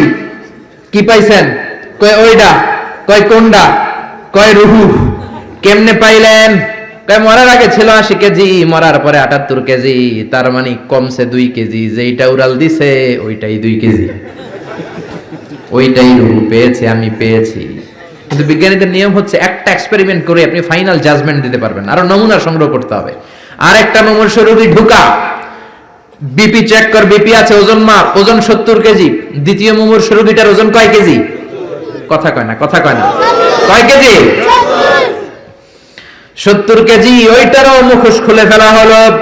অক্সিজেনের অভাবে ওই লোকটাও মরে যায়। মরা লাশ বের করার পরে কয় চেক দা বিপি, বিপি মাপ। কয় বিপি নাই, মরে এটা ভূত হয়ে গেছে। এবার ওজন মাপ। মরার আগে ওজন ছিল 70 কেজি, এবার মরার পরে ওজন দেয়া দেখে হইছে 71 কেজি। কই যাইবে এখন? কোন দিকে দৌড় দিব? আগেরটা ছিল 80, মরার পরে 78, 2 কেজি কমেছে। তার মানে রুহু উড়াল দিয়েছে। রুহুর ওজন ছিল 2 কেজি। এইটা মরার আগে 70 কেজি, মরার পরে হয়ে গেছে 71 কেজি। বাড়লো কেমনে? আল্লাহকে কিয়ামত পর্যন্ত তুই বিপি চেক করতে পারবি। কিয়ামত পর্যন্ত টেম্পার্ড গ্লাসের রুমের ভিতরে ঢুকিয়ে মুমূর্ষু রোগী নিয়ে গবেষণা করতে পারবি, মাগার রুহু খুঁজে পাবি না। আমা উতিতুম মিনাল ইলমি ইল্লা কালিলা। কারণ মানুষ তোমাদেরকে একেবারে নগণ্য জ্ঞান দিয়ে তৈরি করেছে কে? তোমরা রোবট বানাতে পারো, সোফিয়া বানাতে পারো, কিন্তু সোফিয়ার ভেতরে রুহু দিতে পারে নাকি? কথা বলেন, কথা বলেন, পারে? মরার পরে এক এক মানুষের এক এক দশা। কেউ প্যারালাইজড হয়ে মরে যায়, হাত বাঁকা হয়ে যায়, দেহের রক্ত জমাট বেঁধে যায়, ওজন বেড়ে যায়। আবার মরার পরে অনেক লোকের হাতের ঢিলাগুলো ছেড়ে দেয়, জয়েন্ট গুলো ছেড়ে ঢিলা হয়ে যায়, ফেসফেসে হয়ে যায়, দেহের ভিতরে জমে থাকা গ্যাস গুলো বের হয়ে যায়, ওজন কমে যায়। ওজন বাড়া কমা দিয়ে রুহু বের করা যায় না। রুহুর মালিক কে? আমরা বললাম আল্লাহ, বুঝলাম আপনি ক্ষমতার মালিক, বুঝলাম আপনি রুহুর মালিক। আর কিসের মালিক? আল্লাহ বললেন গোলাম, الذي خلق 7 سماوات طباقا ما ترى في خلق الرحمن من تفاوت। মাথার উপরে আকাশের দিকে নজর করে তাকা, বিশাল আকাশটারে বানিয়েছে কে? আল্লাহ। নাকি আমেরিকার বিজ্ঞানীরা? বানিয়েছে কে? আল্লাহ। 7 স্তরে তিনি বানালেন। আবার বললেন আল্লাযী وَلَقَدْ زَيَّنَّا السَّمَاءَ الدُّنْيَا بِمَصَابِيحَ وَجَعَلْنَاهَا رُجُومًا لِلشَّيَاطِينِ। এই 7 আকাশকে আমি একটার চেয়ে একটা বড় করে বানালাম। প্রথমে বানালাম প্রথম আকাশের মহাশূন্য, তারপরে প্রথম আকাশ, তারপরে দ্বিতীয় আকাশের মহাশূন্য, তারপরে দ্বিতীয় আকাশ। একটার চেয়ে একটা বড় না ছোট? কথা বলেন, বড় না ছোট? কত বড়? বিশ্বনবী বললেন, হাতের আংটি যদি মরুভূমিতে ফেলে দাও, মরুভূমির তুলনায় তোমার হাতের আংটি যত ছোট, আল্লাহর দ্বিতীয় আকাশের তুলনায় প্রথম আকাশটা ঠিক তত ছোট। প্রথম আকাশের চেয়ে দ্বিতীয় আকাশ বড়, তার চেয়ে তৃতীয় আকাশ বড়, তার চেয়ে চতুর্থ, পঞ্চম, ষষ্ঠ, সপ্তম, তারপরে সিদরাতুল মুনতাহা বড়, সিদরাতুল মুনতাহার উপরে কোরআনের বাড়ি লৌহে মাহফুজ বড়, তার উপরে বাইতুল মামুর বড়, তার চেয়ে আল্লাহর আরশ বড়, আরশের চেয়ে কুরসি বড়, তার উপরে 70,000 নূরের পর্দা বড়, আর সবচেয়ে বড় হলো আল্লাহু আকবার, আমার আল্লাহ সবচেয়ে বড়, ঠিক কি না? এই 7 আকাশের এত উপর থেকে গোটা বিশ্বের সব নিয়ন্ত্রণ করে কে? আল্লাহ। সপ্ত জমিনের নিচে অমাবস্যার অন্ধকারে কোন পিপীলিকা যদি গুটি গুটি পায়ে হেঁটে যায়, ওই পিপীলিকার পায়ের আওয়াজটাও শুনতে পায় কে? আল্লাহ বললেন 7 স্তরে বানিয়েছি আকাশ। আপনারা যে দেখেন বা বিজ্ঞানীরা যে রকেট নিয়ে এদিক সেদিক যায়, স্যাটেলাইট লঞ্চ করে, দ্য লঞ্চিং দ্য স্যাটেলাইট, এগুলো কিন্তু আকাশে নয়, এগুলো আকাশের মহাশূন্যে। এটা হচ্ছে প্রথম আকাশের মহাশূন্য, তারপরে প্রথম আকাশ, একটার চেয়ে আরেকটা বড়। বৃহস্পতি বিশাল বড়, সূর্য আরো বড়। এই পৃথিবীটা কত বড় একটু আন্দাজ করেন। আমরা বসে আছি 14 গ্রাম। 14 গ্রাম হচ্ছে কুমিল্লার 17টা থানার একটা থানা। কুমিল্লা হচ্ছে 64 জেলার এক জেলা। এরকম 64টা জেলা নিয়ে আপনাদের ডিজিটাল বাংলাদেশ। আর বাংলাদেশ হচ্ছে পৃথিবীর সবচেয়ে বড় দেশ। বড় না ছোট? জোরে বলেন। ভারত প্রায় 20 গুণ বড়, কানাডা 100 গুণ বড়, রাশিয়া 150 গুণ বড়। এরকম 200টা দেশ মিলে পৃথিবীর 30 ভাগ মানে স্থল, বাকি 70 ভাগ শুধু হানি আর হানি, মানে পানি আর পানি। তো 30 ভাগ স্থল, 70 ভাগ জল, এই মিলে আমাদের পৃথিবী। সৌরজগৎ নিয়ে যারা কিছু পড়াশোনা করেন দেখবেন বৃহস্পতি নামে একটা গ্রহ আছে, অনেক বড়, পৃথিবীর চেয়ে বিশাল বড়। তারপর যে সূর্যের আলো পান, এটা নাকি পৃথিবীর চেয়ে 13 লক্ষ গুণ বড়। সুবহানাল্লাহ বাড়িতে যে চিল্লায় পড়েন না সুবহানাল্লাহ। এই 13 লক্ষটা পৃথিবী সূর্যের মধ্যে রাখার জায়গা আছে না নাই? সূর্যই কি বড় তারা? না। ব্যাটেলজিউস নামে এক তারা আছে, যে সূর্য পৃথিবীর চেয়ে 13 লক্ষ গুণ বড়। ওই ব্যাটেলজিউস তারা ওই সূর্যের চেয়ে 33 কোটি গুণ বড়। এরপরে আছে আলফা সেন্ট্রাই এ, আলফা সেন্ট্রাই বি, গুগলে সার্চ দিয়ে দেখবেন। এটা ক্যারিনা, ব্যাটেলজিউস, এরকম বিশাল বিশাল রাতের বেলা তারার মেলা। আমরা যে দেখি ছোট্ট এরকম বালুর মতো মনে হয়, আসলে কি এত ছোট? আকাশ দিয়ে যে 500 জন লোক নিয়ে প্লেন উড়ে যায়, মনে হয় যেহেতুটুকু আমি ঘাপটি মেরে ধরবো, আসলে কি ধরতে পারবেন? বিশাল বড়। চিল্লা এখন ঠিক কিনা? আল্লাহ বললেন এক একটার চেয়ে এক একটা বড় বানিয়েছি। আপনাদেরকে আন্দাজ করার জন্য আমি আপনাদেরকে এখন নিয়ে যাব পৃথিবীর থেকে সবচেয়ে কাছের যে তারা, ওই তারাটাতে আমরা শীতকালীন পিকনিক করবো। এখন কারা কারা আমার সাথে যাবেন? হাত তোলেন। সবাই যাবেন? ওরে আল্লাহ, এখানকার লোক অনেক সাহসী। 14 গ্রামের লোকজন সাহস বেশি। আলহামদুলিল্লাহ করবেন না? তো পৃথিবী থেকে সবচেয়ে কাছের তারার নাম হচ্ছে প্রক্সিমা সেন্ট্রাই। এই তারাতে আমরা শীতকালীন পিকনিক বনভোজন করব। যারা হাত তুলছেন তারাই যেতে পারবেন, বাকিদের নেওয়া হবে না। এখন হাত তুলে লাভ নেই, আগে হাত তোলা হয়ে গেছে। তো আমরা যে যাব, কি দিয়ে যাব? প্লেন দিয়ে যাবেন? না, প্লেন দিয়ে যাওয়া যাবে না, কারণ যে মাধ্যাকর্ষণ শক্তি আছে এই বলয়টা ভাঙতে প্লেন দিয়ে ভাঙা যায় না, রকেট লাগে, তাও দ্রুতগামী রকেট। নীল আর্মস্ট্রং যে রকেটটা দিয়ে চাঁদে নেমেছে, নাম হচ্ছে অ্যাপোলো 11। এটা ঘন্টায় সেকেন্ডে চলে 11 কিলোমিটার বেগে, মিনিটে চলে 660 কিলোমিটার বেগে, ঘন্টায় চলে 39,000 কিলোমিটার বেগে। যারা আপনারা হাত তুলেছেন, আমরা এইটা দিয়ে পিকনিকে যাব। যাবেন? যাবেন? সাহস আছে অনেক। পৃথিবীর সবচেয়ে কাছের তারায় যাব আমরা পিকনিকে। দূরের তারাতে তো যেতে পারবো না, কত যে দূর। সবচেয়ে কাছের যে তারাটা, আমরা ওইটাতে নামবো ইনশাআল্লাহ। তাও যাব অ্যাপোলো 11 দিয়ে, যেটা ঘন্টায় চলে 39,000 কিলোমিটার বেগে। বাংলাদেশ থেকে আমেরিকা 10,000 কিলোমিটার দূর। তার মানে ওই রকেট দিয়ে আমেরিকা 1 ঘন্টায় আপনি 4 বার যেতে আসতে পারবেন। সুবহানাল্লাহর ওয়াস্তে। আমরা এটা দিয়ে যদি পৃথিবীর সবচেয়ে কাছের তারা প্রক্সিমা সেন্ট্রাইতে যেতে চাই, যেটা 4.23 লাইট ইয়ার দূরে, এত দ্রুতগামী যানবাহন যেটা ঘন্টায় চলে কয় হাজার? 39,000। সবাই বলেন তো কয় হাজার? 39,000 কিলোমিটার বেগে চলে। এইটা দিয়ে যদি পৃথিবীর সবচেয়ে কাছের তারায় আমরা যেতে চাই পিকনিকে, আমাদের ওইখানে যেতে 1,15,000 বছর লেগে যাবে। সুবহানাল্লাহ কইতে পারলেন না মজা করে? আল্লাহু আকবার। এটা হলো সবচেয়ে কাছের তারায় যদি পিকনিক করি, পৃথিবীতে আবিষ্কৃত সবচাইতে দ্রুতগামী রকেট দিয়ে যদি আমরা পিকনিকে যাই, 1,15,000 বছর লেগে যাবে। আহা, আল্লাহ যদি বলে যাও আজহারি, তুমি যখন পিকনিকে যাইবাই, তোমাকে সহ যারা হাত তুলছে সবার আমি হায়াত 1,15,000 বছর বাড়াই দিলাম। আমরা যাইতে শুরু করব, যারা হাত তুলে নাই এরা ময়রা ভূত হয়ে যাবে সব, এদের নাতি নাতকর সব মরে যাবে, আমাদের আত্মীয় স্বজন সব মরে যাবে, আমাদের জেনারেশনের পরে জেনারেশন মরবে, এরকম 6000 প্রজন্ম মরে যাবে, তারপরে ওখানে যে নামার সময় আমাদের হবে। সুবহানাল্লাহ বলেন না? এজন্য আল্লাহ বললেন ওয়ালাকাদ যায়্যানাস সামাআদ দুনিয়া বিমাসাবিহা ওয়া জাআলনাহা রুজুমান লিশ-শায়াতিন। ও গোলাম, চোখটা মেলে আকাশের দিকে তাকা, বিশাল বিশাল তারাগুলোকে তৈরি করেছে কে? বিশাল তারা দিয়ে আল্লাহ গোটা প্রথম আকাশের মহাশূন্যটাকে সুসজ্জিত করেছেন। জোরে বলেন ঠিক কিনা? বিশাল আকাশ।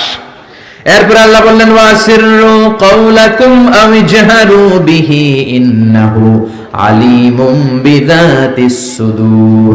তোমরা গোপনে বলো কিংবা প্রকাশ্যে বলো, কেউ দেখে না দেখে কে? কেউ যেটা শোনে না শোনে কে? কেউ যেটা বোঝে না বোঝে কে? কেউ যেটা পারে না পারে কে? পুলিশের চোখকে ফাঁকি দেয়া যায় কি যায় না? র্যাবের প্রধানের চোখ ফাঁকি দেয়া যায় কি যায় না? বিমানবন্দরের কাস্টমস অফিসারের চোখ ফাঁকি দেয়া যায় কি যায় না? ম্যাজিস্ট্রেটের চোখ পরীক্ষার হলে ম্যাজিস্ট্রেট যারা ঘোরাফেরা করে নকল ধরার জন্য, এদের চোখও ফাঁকি দেয়া যায় কি যায় না? আমার আল্লাহর চোখ ফাঁকি দেয়া যায় নাকি? রাত্রিবেলা দরজা বন্ধ করে জানলা লাগিয়ে লাইট বন্ধ করে পাপ করলেন, কেউ দেখে নাই, দেখেছে কে? এজন্য আল্লাহ বললেন লা তুদরিকুহুল আবসার ওয়া হুয়া ইউদরিকুল আবসার ওয়া হুয়াল লাতীফুল খাবীর। আল্লাহু আকবার। আল্লাহর চোখকে ফাঁকি দেয়া যাবে না। সে আল্লাহ বললেন গোলাম ওয়াল্লাযী জাআলা লাকুমুল আরদা যালুলান ফামশু ফি মানাকিবিহা ওয়া কুলু মির রিজকি ওয়া ইলাইহিন নুশুর। তিনি হলেন এমন আল্লাহ যিনি তোমাদের জন্য জমিনটাকে সমান বানিয়েছেন। সুবহানাল্লাহ। জমিন কি সমতল নাকি উঁচা নিচা? কথা বলেন। এই যে প্যান্ডেলটা যদি উঁচা নিচা হইতো, এখানে উঁচু এখানে নিচু, উঁচু নিচু বসতে পারতেন? উল্টায় পড়তেন, একজন আরেকজনের উপর চিত হয়ে পড়তেন, ঠিক কিনা? বিমান থেকে যদি আপনি তাকান দেখবেন পৃথিবীতে কেমন করে আল্লাহ ফ্ল্যাট বানিয়েছেন। আপনি বাংলাদেশের এক এয়ারপোর্ট থেকে যদি আরেক এয়ারপোর্টে যান, কক্সবাজার যদি যান, রাজশাহীতে যান, দেখবেন সবুজ কার্পেটিং করা। মনে হয় যেন বিমান থেকে সবুজ কার্পেট দিয়ে আল্লাহ বাংলাদেশটাকে বানিয়েছে। সুবহানাল্লাহ। কিন্তু সবুজ কার্পেট দেখে খুশি হওয়ার কারণ নাই, এই কার্পেটের ভেতরে আযাব আর গজব আছে না নাই? যে কোনো সময় ভূমিকম্প হতে পারে, যে কোনো সময় বন্যা হতে পারে, যে কোনো সময় শিলাবৃষ্টি হতে পারে কি পারে না? শিলাবৃষ্টি চিনেন? চিনেন না? 14 গ্রামে তো হয় না শিলাবৃষ্টি, না হয়? আহা, একটু মাত্র এই সাইজের শিলাবৃষ্টি পরে আমাদের ধান ক্ষেত শেষ, গম ক্ষেত শেষ। ওই যে আল্লাহ পানি পাঠাইতেছে উপর থেকে। শিলাবৃষ্টি যখন পড়ে গম ক্ষেত শেষ। আমাদের বাছুরগুলো যদি রাস্তায় থাকে, বাছুরের মাথার মধ্যে পড়লে, গায়ের উপর পড়লে বাছুরও শেষ। যেরকম ঠিক কিনা? আল্লাহ যদি শিলাবৃষ্টির জায়গায় এসিড বৃষ্টি পাঠায়, এসিড বৃষ্টি, পাথর বৃষ্টি, উল্কা বৃষ্টি। দক্ষিণ আফ্রিকার হোবাতে একটা উল্কা পড়ছে 60 টন। এরকম কয়েক হাজার উল্কা যদি বাংলাদেশে পড়ে, যখন পড়া আরম্ভ করবে আমরা সবাই দাঁড়ায় বলবো আমরা ক্ষমতার মালিক। বলবেন বলবেন ক্ষমতার মালিক কে? আল্লাহ বললেন চমৎকার সবুজ কার্পেটিং দেখে ভেবো না তোমরা বেঁচে যাবা। সবুজ কার্পেটিং এর ভেতরে আযাব আর গজব আছে না নাই? যে পরিমাণে আমরা গাঞ্জা টানি, ইয়াবা খাই, যৌতুক খাই, ঘুষ খাই, সুদ খাই, যেই পরিমাণে আলেম ওলামাদের সাথে বেয়াদবি করি, যেই পরিমাণে বিশ্বনবীর সুন্নাহ নিয়ে আমরা উল্টাপাল্টা করি, যেই পরিমাণে ওজনে কম দেই, খাদ্যে ভেজাল দেই, মাছে ফরমালিন দেই, মা বাবার সাথে বেয়াদবি করি, নাফরমানি করি, গাদ্দারি করি, যে কোনো সময় শিলাবৃষ্টি দিয়ে দেশটারে শেষ করতে পারে কে? আল্লাহ। ভূমিকম্প দিয়ে উল্টায় দিতে পারে কে? আল্লাহ। শুধুমাত্র বিশ্বনবীর দোয়ার বরকতে বেঁচে আছি। নবী বলেছেন আল্লাহ আগের উম্মতদেরকে যেমনি একসাথে আযাব দিয়ে শেষ করেছেন, আমার এই উম্মতে মুহাম্মদীকে একবারে আযাব দিয়ে মেরে দিয়েন না। এজন্য আল্লাহ একবারে মারে না, কিন্তু মাঝে মাঝে কিছু থ্রেট আছে না নাই? ধমক আছে না নাই? বন্যা আছে না নাই? তখন বলবেন আমরা আল্লাহ মাফ চাই, আল্লাহুম্মা আউযু বিওয়াজহিক বলবেন, আল্লাহ এটা থেকে পানাহ চাই, আমরা বাঁচতে চাই, আমরা মসজিদে ঢুকবো, আমরা নামাজে পড়বো, আমরা কোরআন মানবো, আর আইন মানবো কার?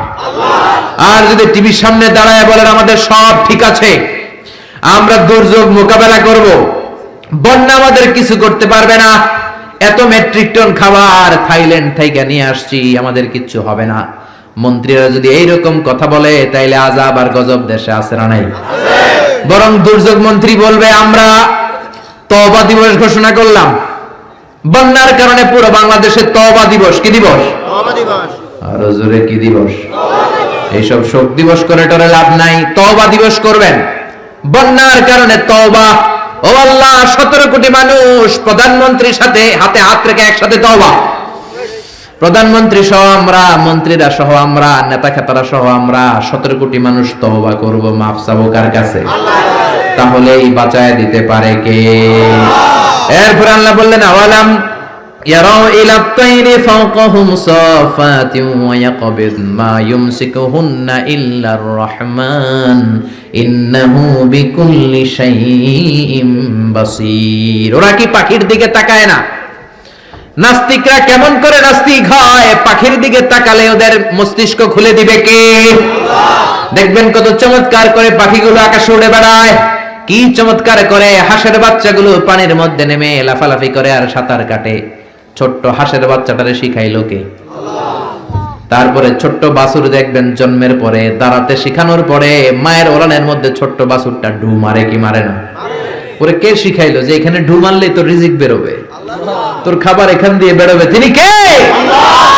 সে আল্লাহ বললেন নাস্তিকগুলা কি পাখির দিকে তাকায় না? পাখির দিকে তাকালে তো মানুষ অবাক হয়ে যাবে। পাখিগুলো কেমন করে ডানা মেলে রাখে, সাফাতি ওয়া ইয়াকবিদনা, আবার ডানা ঝাপটায়, আবার জমিনে নেমে আসে। পাখির কথা কোরআনে আছে না নাই? আব্রাহার হস্তি বাহিনীকে পাখি দিয়ে মক্কার ওয়াদি মুহাসসারে নাস্তানাবুদ করেছে কে? আবার কাবা ভাঙতে এলে পাঠাওয়া বাবিল, দাও খোদা দাও আমায় আবার উমর দরজ দিল। সুবহানাল্লাহ পড়ে। আল্লাহ বললেন ওয়া আরসালা আলাইহিম তায়রান আবাবিল,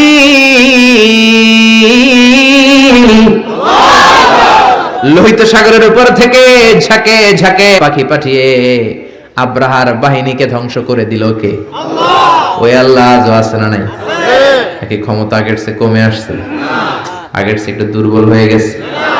আল্লাহ বললেন আমি সাইজ করে দিলাম আব্রাহার বাহিনীকে। আবার সুলাইমান নবীকে স্পেশাল একটা পাখি দিলাম, সুলাইমান নবীর সিংহাসন উড়ে, পাখিটা উড়ে। সুবহানাল্লাহ। কি নাম ওই পাখির? কি নাম? মাশাআল্লাহ, এই দেশের মানুষদের ইসলামের সাধারণ জ্ঞান অনেক বেশি। ওয়াজ মাহফিল যে কত বড় ইউনিভার্সিটি আপনি কল্পনাও করতে পারবেন না। পৃথিবীর কোন দেশে এগুলা নাই। এই তাফসীর মাহফিল কোথাও নাই, পৃথিবীর কোথাও নাই। আমি তো অনেকগুলো দেশ ঘোরার সুযোগ হয়েছে, নাই। আর যেগুলো ঘুরি নাই, অনেক বন্ধু বান্ধব আছে, তাদের কাছ থেকে শুনি, কোথাও নাই। ওখানে কনফারেন্স হয়, QA session, questioning answering session হয়, আলোচক দাঁড়ায়, প্রশ্ন করে, উত্তর হয়, শেষ। কিন্তু শীতের মাঠে এরকম তাফসীরুল কোরআন পৃথিবীর কোথাও হয় না। শীতের মাঠে মুফাসসিরে কোরআনের হাতে হাত রেখে কালিমা পড়ে মুসলমান হয়, এরকম বিশ্বে কোথাও হয় না। যেরকম ঠিক কিনা? এই জন্য তাফসীর মাহফিলগুলোকে আমাদেরকে ক্লাসের মতো মনে করতে হবে। এখান থেকে যা ইনফরমেশন, মেসেজগুলো নিয়ে যাব, সারা বছর আমল করার দরকার আছে না নাই? আল্লাহ হুদহুদ পাখি দিলেন। এই পাখির চোখের পাওয়ার ছিল, জুমিং পাওয়ার ছিল বেশি। এই পাখির কাজ ছিল উপরে দাঁড়িয়ে জমিনের কত ফিট নিচে মিষ্টি পানি পাওয়া যায় সুলাইমান নবীকে রিপোর্ট করে দিতেন। তাকাতেন, নজর করে রিপোর্ট, যেরকম সুবহানাল্লাহ। আবার জান্নাতে যারা ঢুকবে তাদেরকে পাখির ভুনাগোশত খাওয়াবে কে? ওয়ালাহমি তাইরিম মিম্মা ইয়াশতাহুন। যারা জান্নাতে ঢুকবে ফেরেশতারা, হুর গিলমানরা ট্রের মধ্যে পাখির গোশত নিয়ে দাঁড়িয়ে থাকবে। কোন সুবহানাল্লাহ। এরকম অসংখ্য পাখির কথা বলে আল্লাহ নাস্তিকদের চিন্তা শক্তিকে নাড়া দিতে চায়। আল্লাহ বলতে চায় পাখির দিকে তাকাও, পাখি কি সুন্দর করে উড়ে বেড়ায়, পাখির দিকে নজর করলে পাখির রব আল্লাহরে খুঁজে পাবে। চিল্লা এখন ঠিক না? এজন্য আল্লাহ বললেন আওয়ালাম ইয়ারাউ ইলা তাইর, পাখির দিকে কি ওরা তাকায় না? পাখি নিয়ে গবেষণা করে মানুষ প্লেন বানিয়েছে। পাখিকে আরবিতে বলে তয়র। শামুকসার মাদ্রাসার যারা টিচার আছেন বলেন পাখির আরবি কি? তয়র। তাই না? বিমানের আরবি কি? তায়ের, তাইয়ার মাতার মানে এয়ারপোর্ট, তাইয়ার তায়ের সেম থিং। তার মানে পাখি আরবিও যা, বিমান আরবিও তা। সুবহানাল্লাহ পড়েন।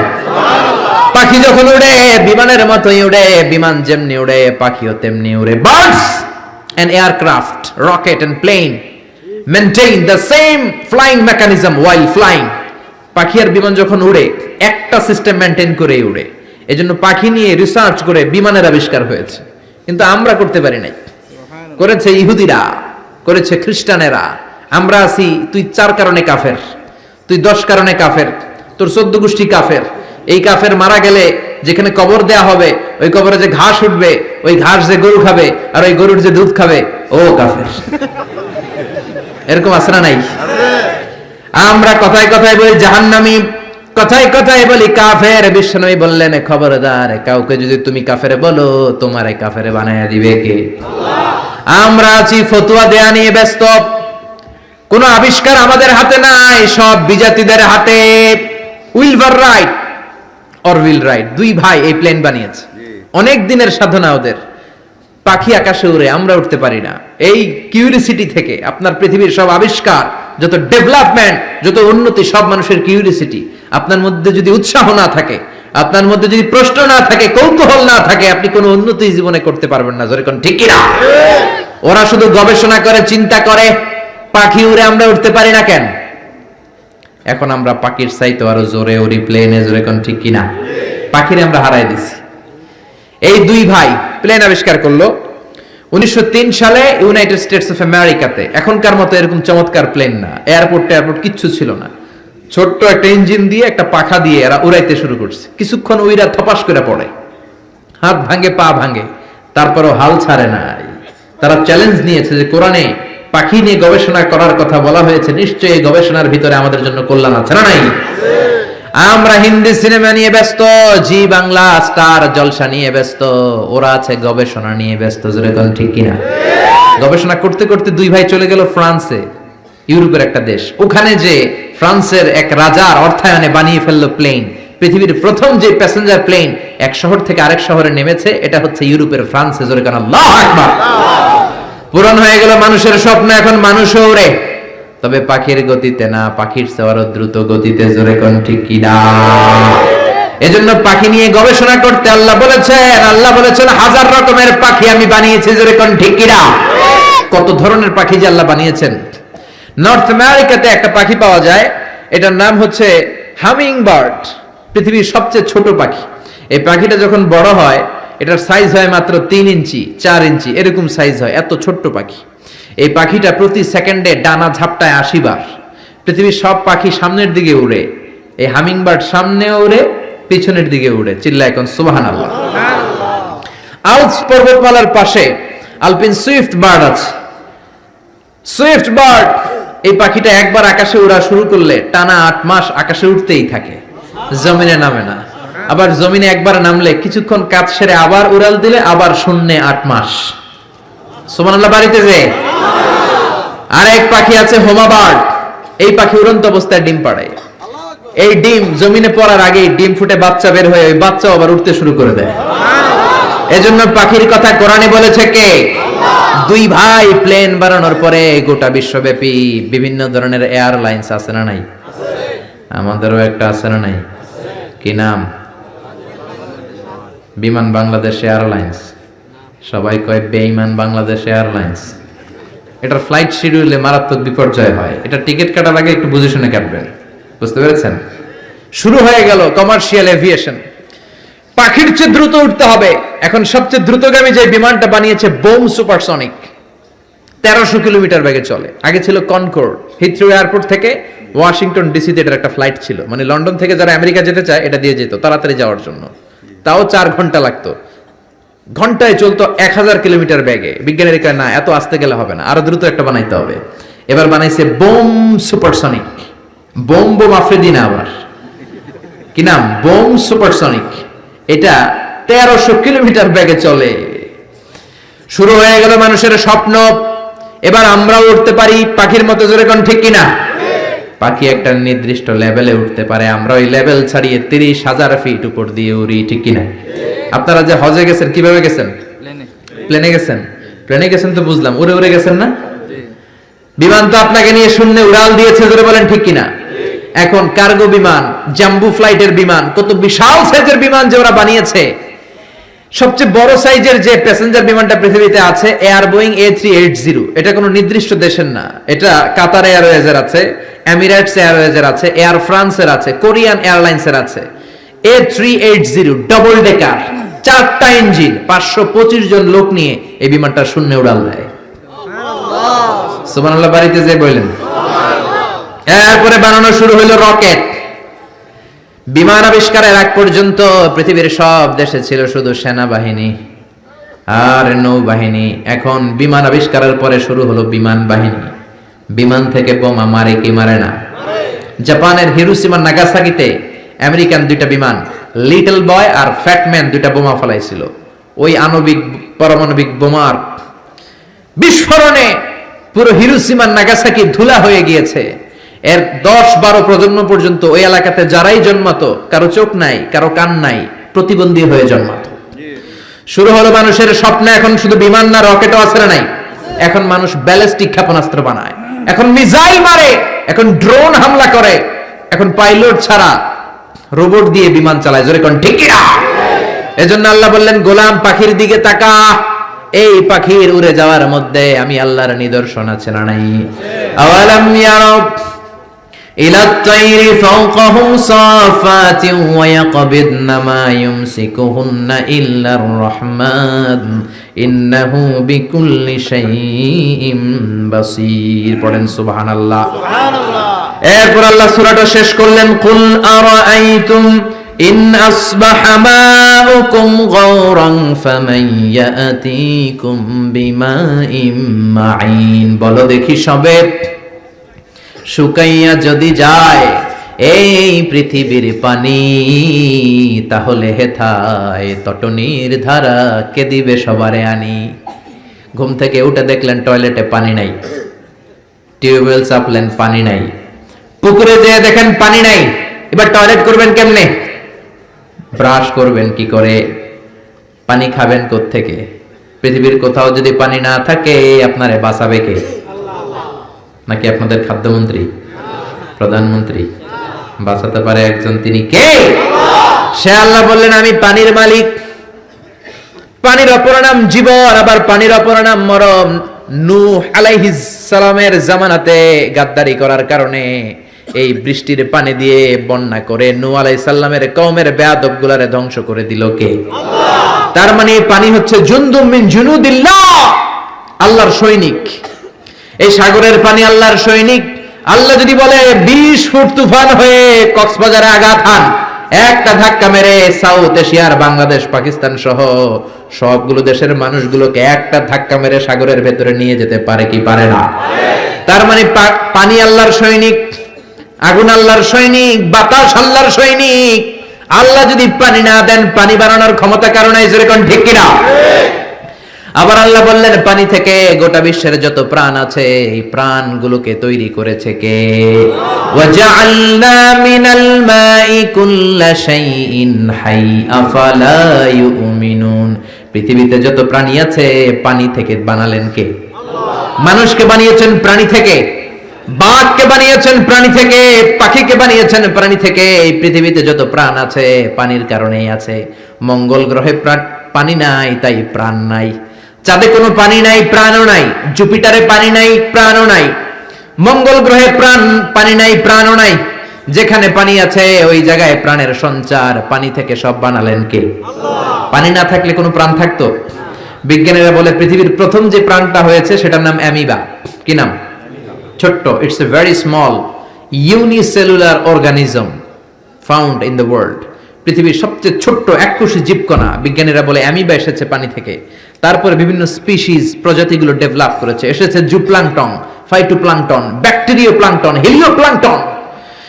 এজন্য কোরআনে আল্লাহ সেটাই বললেন, ও দুনিয়ার মানুষেরা শোনো, তোমাদের জন্মের প্রক্রিয়ার দিকে তাকাও, তোমাদের জন্মটাও এক ফোঁটা পানি থেকে তৈরি করেছে কে? আল্লাহ। আবার তোমরা যে পানি খাও, লোনা পানি, মিঠা পানি তৈরি করলো কে?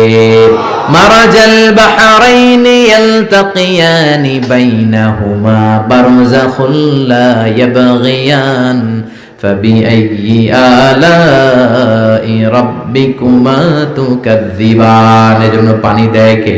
আল্লাহ। পানি চাইবো কার কাছে? আল্লাহ। মেঘ দে পানি দে, ছায়া দে রে তুই আল্লাহ মেঘ দে।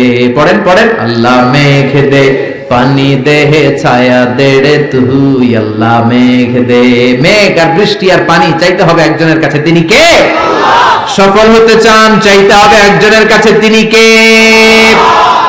রোগ মুক্তি চান, ছেলে সন্তান চান, মেয়ে সন্তান চান, দিতে পারে একজন, তিনি কে? অন্যায় করেছেন, অপরাধ করেছেন, অপরাধ থেকে ফিরে আল্লাহর কাছে ফিরতে চান, ক্ষমা চাইবেন একজনের কাছে, তিনি কে? সকল ক্ষমতার মালিক কে? নাকি আমরা? আমরা কে? মনে থাকবে সূরাতুল মুলকের central theme, the main subject matter, কেন্দ্রীয় আলোচ্য বিষয় হচ্ছে আমাদের কোনো ক্ষমতা নাই, তার সৃষ্টি নৈপুণ্যের দিকে তাকালে তারে খুঁজে পাওয়া যাবে। চিল্লা এখন ঠিক কিনা? এজন্য আল্লাহর কাছে চাইতে হবে, আল্লাহর উপর অটল বিশ্বাস এবং আস্থা রাখতে হবে, তাহলে বাংলাদেশটারে কল্যাণময় রাষ্ট্র করে দিবে কে? আল্লাহ। আরো জোরে বলেন কে? আল্লাহ তাআলা আমাদের সবাইকে কথাগুলো বুঝার ও আমল করার তৌফিক দান করুক, আমরা পড়ি আমিন। কোরআনের মাহফিল বরকতের মাহফিল, কোন অংশে যে আল্লাহ বরকত ঢালবে আর কোন বরকতের পানি আপনার গায়ে লাগার পরে যে আপনার কপাল খুলে যাবে আপনি নিজেও জানেন না, ঠিক কি না? এজন্য আমরা বরকত থেকে মাহরুম হতে চাই না। যতগুলো কথা বলেছি কোরআন সুন্নাহর আলোকে বলেছি, বানিয়ে বলি নাই। তারপরেও আমার মনের অজান্তে কোনো মিস ইনফরমেশন যদি আমার মুখ ফুসকে বেরোয়, সেগুলো যেন আল্লাহ তাআলা আপনাদের স্মৃতিপট থেকে মুছে দেয়, আমরা পড়ি আমিন। সত্য, সুন্দর, কল্যাণকর, হকের পক্ষে আমরা যা বললাম তার সবটুকুন আল্লাহ তাআলা আমাকে, আপনাদের সবাইকে আমলের তৌফিক দান করে, আমরা বলি আমিন। আপনারা সবাই ভালো থাকবেন, সুস্থ থাকবেন, সুন্দর থাকবেন। যারা আমাকে ইনভাইট করেছে তাদেরকে আন্তরিক শুভেচ্ছা। শামুকশাহর এলাকার এই যে দাখিল মাদ্রাসার প্রিন্সিপাল থেকে শুরু করে ভাইস প্রিন্সিপাল, শিক্ষক মহোদয়, এলাকার গার্ডিয়ান যারা আছে, সবাইকে আমি শুকরিয়া জানাই। শিক্ষক যারা এসেছেন, ইমাম সাহেব, খতিব সাহেব, সাংবাদিক ভাইয়েরা, প্রশাসনের কর্মকর্তারা, যারাই এসে সহযোগিতা করেছেন, আল্লাহ সবাইকে কবুল করে নিক। সুবহানাকাল্লাহুম্মা বিহামদিকা আশহাদু আল্লা ইলাহা ইল্লা আনতা আস্তাগফিরুকা ওয়া আতুবু ইলাইক। আল্লাহুম্মা আমিন। ইয়া রাব্বি লাকাল হামদু কামা ইয়ানবাগি লিজালালি ওয়াজহিকা ওয়া আযীমি সুলতানিক। লাকাল হামদু বিল ঈমান, লাকাল হামদু বিল ইসলাম, লাকাল হামদু বিল কুরআন। রব্বানা আতিনা ফিদ দুনিয়া হাসানাতাও ওয়া ফিল আখিরাতি হাসানাতাও ওয়া কিনা আযাবান নার। রব্বানা যালামনা আনফুসানা ওয়া ইন লাম তাগফির লানা ওয়া তারহামনা লানাকুনান্না মিনাল খাসিরিন। ও জান্নাতের মালিক, জাহান্নামের মালিক, নভমণ্ডলের মালিক, ভূমণ্ডলের মালিক, তোমার আকাশ বাতাস, নভমণ্ডল, ভূমণ্ডল, এগুলোর সাইজের তুলনায় আমাদের হাত দুইটার সাইজ একেবারে ছোট্ট রে আল্লাহ। এই ছোট্ট সাইজের দুটি হাতকে সামনের দিকে তুলে তোমার আরশের দিকে চেয়ে রইলাম, হাত দুইখানা কবুল আর মঞ্জুর করে নাও। জীবনে কত গুনাহ করেছি, গুনার কোনো শেষ নাই, এমন কোনো গুনাহ নাই আমরা করি নাই। মাবুদ রে, মাহফিলের প্যান্ডেলে ঢোকার সময় ফেরেশতা দিয়ে যেমনি গুনার বোঝা কাঁধ থেকে নামিয়ে রেখেছো, ফিরে যাওয়ার সময় ওই গুনার বোঝা তুমি আবার কাঁধে তুলে দিও না। মাবুদ, আমরা সবাই গুনাহগার, গুনাহদের বেশুমার। গভীর রজনীতে তোমার পেয়ারা বান্দা বান্দীদেরকে নিয়ে তোমার দরবারে ভিক্ষুকের মতো আমরা চেয়ে রইলাম। আমাদের জিন্দেগির সব গুনাহ খাতা তুমি মাফ করে দাও। আমাদের আত্মীয় স্বজন, দাদা দাদি, নানা নানি, চাচা চাচি, খালা খালু, মামা মামি, যত আত্মীয় স্বজন রয়েছে সকলের জিন্দেগির সব গুনাহ খাতা তুমি মাফ করে দাও। মাবুদ রে, আমাদের যত আত্মীয় স্বজন 3.5 হাত কবরের বাসিন্দা, প্রত্যেকের কবরটারে তুমি জান্নাতুল ফেরদাউসের বাগান বানিয়ে দাও। তাদের জীবনে ভুল ত্রুটি হয়ে থাকলে তাদের পক্ষ হতে আমরা ক্ষমা চাই, তাদেরকে তুমি মাফ করে দাও। রব্বুল আলামিন, মহাবিশ্বের মহাবিশ্বয় মহাগ্রন্থ আল কোরআন আল কারীমের 29তম পারার প্রথম সূরা, অনেক ফজিলতের সূরা। রব্বুল আলামিন, আমরা ওয়াদা করেছি আসন্ন 1 মাসের মধ্যে আমরা সূরাতুল মুলক মুখস্থ করব। তুমি আল্লাহ আমাদের তৌফিক দাও। এই সূরার আলোকে আমরা জেনেছি সব ক্ষমতার মালিক তুমি, আমাদের কোনো ক্ষমতা নাই। আমরা সবাই দুর্বল, দুর্বলের ঘরের দুর্বল। আমরা তোমার গোলাম, গোলামের ঘরের গোলাম, বান্দির ঘরের গোলাম। যতদিন এই দুনিয়ায় বেঁচে থাকবো তোমার গোলামি করে বাঁচার তৌফিক দাও। নেয়ামত দিয়ে, রহমত দিয়ে, কল্যাণ দিয়ে, বরকত দিয়ে তুমি আমাদের জীবনটাকে ধন্য করে দাও রব্বুল আলামিন। তোমার দেয়া যদি নেয়ামত না থাকে এই পৃথিবীতে বেঁচে থাকার কোনো অধিকার আমাদের নাই, এই পৃথিবীতে বেঁচে থাকার কোনো সুযোগ আমাদের নাই। তুমি আমাদেরকে খাদ্য দেওয়ার মালিক, পানি দেওয়ার মালিক, রিজিক দেওয়ার মালিক রব্বুল আলামিন। তুমি যদি রিজিক বন্ধ করে দাও, তুমি যদি পানির ঝর্ণা বন্ধ করে দাও, পানির ফোয়ারা যদি বন্ধ করে দাও, না খেয়ে আমরা সবাই মরে যাবো রে আল্লাহ। মাবুদ রে, তোমার রিজিক খেয়ে তোমার দরবারে যেন বেশি বেশি শুকরিয়া জ্ঞাপন করতে পারি তৌফিক দাও রব্বুল আলামিন। টাকা দিয়ে, পয়সা দিয়ে, বুদ্ধি দিয়ে, পরামর্শ দিয়ে আজকে এই কোরআনের মজলিসকে যারা সফল করলো, কিয়ামতের দিন ওই কঠিন ময়দানে আজকের এই মাহফিলটারে তুমি আমাদের নাজাতের ওসিলা বানিয়ে দাও। এই মাদ্রাসার জন্য, মসজিদের জন্য দুই হাত খুলে যারা দান করেছে রব্বুল আলামিন, তোমার কুদরতি ডান হাত দ্বারা দানটাকে কবুল করে দাও। এই শামুকসার এলাকার উপর তুমি তোমার খাস রহমত আর বরকত নাজিল করো। এলাকার যুবকগুলারে কবুল করো, মা বোনদেরকে কবুল করো, খাদিজার মতো, আয়েশার মতো, ফাতেমার মতো মহিয়সী নারী বানাও। যুবকদেরকে সৈয়দনা ওমর ফারুকের মতো, সৈয়দনা আলী কাররামাল্লাহু ওয়াজহার মতো ইসলামের নেতা বানাও রব্বুল আলামিন। যারা সুস্থ করে দাও, দেশের বাইরে প্রবাসে থাকে সহিহ সালামতে থাকার তৌফিক দাও। এলাকার যত জনপ্রতিনিধি আছে সবাইকে ইসলামের জন্য কাজে লাগাও। এলাকার মাননীয় মন্ত্রী মহোদয়, রেলমন্ত্রী, কোরআনের জন্য তারে তুমি কবুল করে নাও। কোরআনের পক্ষে রেলমন্ত্রী যতদিন বেঁচে থাকে যেন কাজ করতে পারে তুমি তৌফিক দাও। আমার দেশে যত নেতা নেত্রী আছে সবাই যেন ইসলামের পক্ষে কাজ করতে পারে তৌফিক দাও। ফজরের সালাত দিয়ে যেন আমরা দিন শুরু করতে পারি তৌফিক দাও। 5 ওয়াক্ত সালাত যেন আমরা জামাতের সাথে আদায় করতে পারি তৌফিক দাও। কবরে আমাদেরকে যেতে হবে, কবরের সামান আমাদেরকে জোগাড় করতে হবে রে মাওলা। দাদা গিয়েছে, বাবা গিয়েছে, আমিও চলে যাব। এই পৃথিবীতে কেউ থাকতে আসি নাই।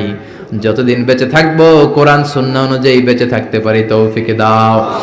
আর মৃত্যুর পূর্ব মুহূর্তে বিশ্বনবীর শেখানো ওই মধুর কালিমাটুকুন জপতে জপতে ঈমানের সাথে যেন আমরা সবাই বিদায় নিতে পারি। লা ইলাহা ইল্লাল্লাহু মুহাম্মাদুর রাসূল।